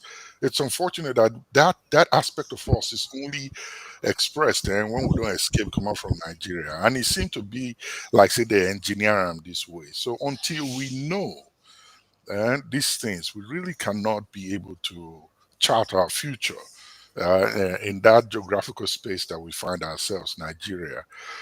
So make we continue the education process. And I had to tell somebody, in fact, I don't get many of my friends when if I want to watch you pass me now. Say, now they call me every day. Oh, You don't see what the precious I show today. I say, but boy, oh, I mean introduce you to Ramo. You want to thank start today, you. but people are interested in what you're doing. So Thank please you. keep it up. Keep it up. Thank you. We Thank you so go much. we go support you in every way we Thank can. you.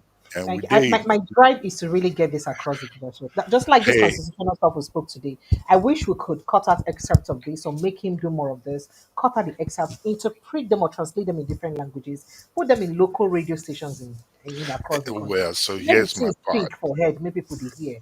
Here's what I wanted to say to you. I get Mm, access to a radio station for home. mm, okay. And when you're ready, let me know.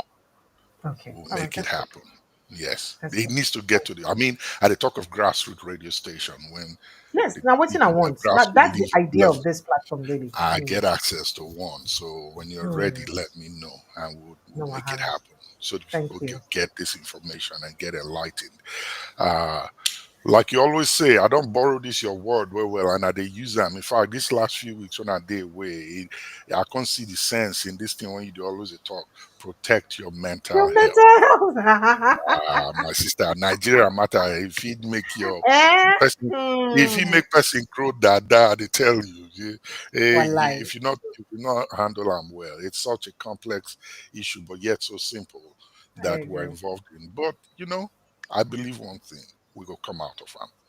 And I know that the I hope so. one way we can get out of it is this awareness when we need to create that somebody like you they I do. agree. And Thank please you. don't consider yourself a part of the mainstream media. You are not. No, no, I'm Okay. not. You're not there I at left there. all. I left. Separate yourself from when they talk of journalists, don't put yourself in that category. Can I hear the But you know, so conversation when you when dry bones are mentioned now, Nadia they come from now. Old Well, women yeah, do I not. know. I hear the conversation when you get with that guy when he speak for about 20 minutes not long Okay. ago, and how they Uh, blame journalists and all of that. There are journalists, but there are journalists. So please don't put yourself in that category. You thank day in a you. very, very brightened end of the spectrum of where the necessary information that the people need to equip themselves to make a better choice for their future. Now that area you did dish them out well. People they listen to you, people they hear you, people they enjoy and they assimilate what you they talk. So continue. I beg not they Thank you. distracted. Um, Whatever it takes. Someday Nigeria will go better. Whether we call them geographical I agree. space say we do or not. Uh, how did they talk for home? Those they say last Okoro must jump. You know, get as Last, it be. last, last, He must last, jump. last, Yes. last. Thank you. So Thank you thank you so so much. much, Precious. I I appreciate appreciate that. you, We're going bros. to talk Thank more you. No on a wahala. daily basis Please here. don't stay too far away again, No, no, please. no, no. I did here now. I did your Thank backyard. you. Thank you. Thank you so much. Okay. I appreciate All you. right then. Well done, sir. All Uh-huh. the best. Thank Thank you. you. You All too. right. Okay. So you see, we're just talking about mental health now. And who is this one? Motown MT. You say I am a two-faced hypocrite. Thank you, sir. If it helps you sleep well at night, if it helps your mental health, who am I to say it should not help your mental health? Well done and thank you. I cannot be witty. I cannot play in peace. Guano. It helps you. I appreciate all of you. I hope so I don't give you 2 minutes recognition and it makes you happy. Thank you. All right, let me go see who's here. Mr. KJ. Good KJ, evening. good evening. Welcome. How you doing? Thank you. Ade. Where you Well dey call done. from? Thank you, sir. Where you dey call from? Ade, your backyard last time when TF day. No, no, no, no, no, no, be that backyard. Talk, Joe. Uh-uh. You know the Okay. kind backyard when they talk your own backyard, Joe. Okay. Backyard get different quarters. Okay. Where are you But calling us from? I just want to highlight you. In fact, I don't Okay, go follow ahead. your program. Today I want to highlight you particularly for the guy when you bring up. That guy released a lot of information that are not readily available. So So people to but learn. are you not noticing something? It's educational now, and people did not watch it Yes. plenty. If it was Basbos about how this person abused this person for government or this person, if you see say the views will reach like 700, 1,000 people watching live. But this is something That that should enlighten us. You can see how minimal the view is and the interest is. I don't know where we're like this in this country, but as I said, I'm not doing this for money, so I don't even care whether we watch or not. But as long as one person is informed, I'm okay. So just go you are ahead. doing a I great was job. really hoping I was, yeah, go ahead. In fact, Thank I was calling earlier, what I wanted to tell that guy when they try harass you, say, look, you did mainstream before. Now you leave am because you don't want all those ones. So make you leave it alone, unless you want make you read out your credential before you begin every program. Make you know say you self. Old woman they drag he go, they drag and go market. They force am. Now the Hugo come turn tell am say, madam, take am easy. You know, say me self I be bobo, see my behavior. So make that guy take am easy. You know, be small picking when it come to media in Nigeria, and we know that. So you are doing a great job. Most of us outside are listening, and you see the thing is, don't get yourself bothered because even the media when we get for outside here, they only tune in when there's basketballs. Then they come when he brings somebody when go educate you. and tell them the reality. They know they like that one. I don't when they go ahead, they go come insult each other, shout, fight over this thing. And in fact, you done a great job. I just want to Thank you. uh Thank you so much. yesterday I called, I couldn't get in before Oh, you sincere closed. apologies. But Sometimes the it's call can be okay. very overwhelming. Yes, Thank and you. then for today, one of the questions they should go away with, or one of the things they should ask themselves is, why is Peter Obi the pain of Nigeria? Why? Why? You see, it dey remind me of one thing, one scripture when they write for Bible. Saul was the king of Israel. David, when they inside bush, they look for wetin how he go take chop. Saul live in palace, in exalted palace, with all in regalia. They chase David up and down inside bush. And they look for David, make it for kill David. No being with the see so. Obi there on nature. You there for Aso Rock. Every day your attack dogs, they look for who they go attack, and I will be. No be the renowned politicians when you don't be. No be your mates for politics. They attack. Maybe Atiku when be vice president before they attack. Now the man when be trader, it you even talk saying that na China man. Is it China go chop? Now him you find to be the one when I go attack. Is it not funny? And I'm not an obedience. Make it just like you gave your, you are just there to, bring out information. Why be say Obi come be the thing when be say they no go fit drink water, keep cup for ground? Why? Eh? Trader, when no get anything. Trader. In fact, one program yesterday I was watching on the internet, the guy was saying Obi is not even an intellectual. I can't write for the guy, say, Obi no be intellectual. Your guy one of the defend and no even get certificate. When I see talks Obi no be intellectual. At least he didn't go school. We know the school where he go. Una oga no even go primary school. We don't know him family. We don't know anything about him. Every day when I go wake up now, Obi. May God help them all. And then the guy who is saying that Nigerians they go still go vote. No, Nigerians didn't vote the guys that are there. They put themselves there. And that's I like the way you explain the guy. You see, because sometimes when we get into this argument, people forget the reality on ground. The reality on ground is that the Nigerian people did not vote the government in power. It's a simple and short. How many governors were voted by the people? Talk more of the president. They got themselves there, and that is why they are jittery now because everybody when be master rigger don't come out from APC, they go ADC. In fact, the closeness of the name even they make me really pity them. But this is why there is panic in the house. Alibaba and the 40 thief. 40 thief don't leave Alibaba for market. Go enter another place. So, but and then there's a guy who spoke in a program yesterday. I said they see the thing is that Obi can't do otherwise, and I agree with him because you have to play with the people who are there. If not, you cannot do it by yourself. So if Obi is being given a chance, the question is let him make the best that he can get. I'm not a more intelligent politician than himself. I'm not even be politician papa. Now he knows his mates. Me, I can talk about people when I know. He know those people. They have been in the same system. He knows who will help him. He knows those people. So when certain people give themselves that authority, expertise of knowing what is going to happen, how it's going to play out, I think you are being a little bit, too giving yourself too much importance because you know Sabi waiting will happen. Now this is not Nigeria, anything can happen. And 2 years is still very far away. Okay, anything can happen within that 2 years. So when they come and they are talking and talking and talking, why didn't they talk about the other candidates? And when they not other presidential candidates, in only Obi there, why didn't they talk about Kwankwaso, who even said he cannot be a vice president to Obi? How many states in win? Why didn't they talk about that? If it's so important, the Kwankwasia movement, if they talk about go shout Kwankwasia movement, why the movement do they attract as much, than this trader when we know say now only Bangladesh and China they talk about? Why Malaysia, it can't be the one when they like worry them? Japan. Yes. So I want to just thank you, my sister. God bless you. We will support, we will be looking for how to collaborate with you. No You are doing a problem. great job. And Thank you. please, no let anybody put word for your mouth. I just like the way they talk. I'm saying that them talk make them no come look for you for your life, make you they sleep well for your house. The sister they Be bring good evidence. like that. And they Yeah, bring yes. evidence now. Show them. Show them. Because they say if you remove tick from dog, make you sure, make you not think say you pinch her. You So pinch now up. we lay inside now. You will like saying your Yes. grandpapa train you. Thank you Oh so yes, much. so oh yes, so Thank you so thank you much. I so appreciate much. you All right, engaging. bye. Thank you. Do Bye. enjoy the rest of your Thank evening. you. Thank you. Bye. Yeah, goodbye. All right, Nigerians. I'd like to draw the curtain here. Thank you. I see all of you. Charles, thank you so much. I appreciate you. Thank you. Thank you. Thank you. Thank you. Thank you to everyone who's been part of the show. Thank you for your contribution. Thank you for your love, your support. Thank you. Let us continue to talk for the growth and development of our country. And we'll not go stop to talk. If possible, we'll go spread the gospel. We can even go further. That's as a day like this already. I'll see you on again tomorrow. Good news. Good news.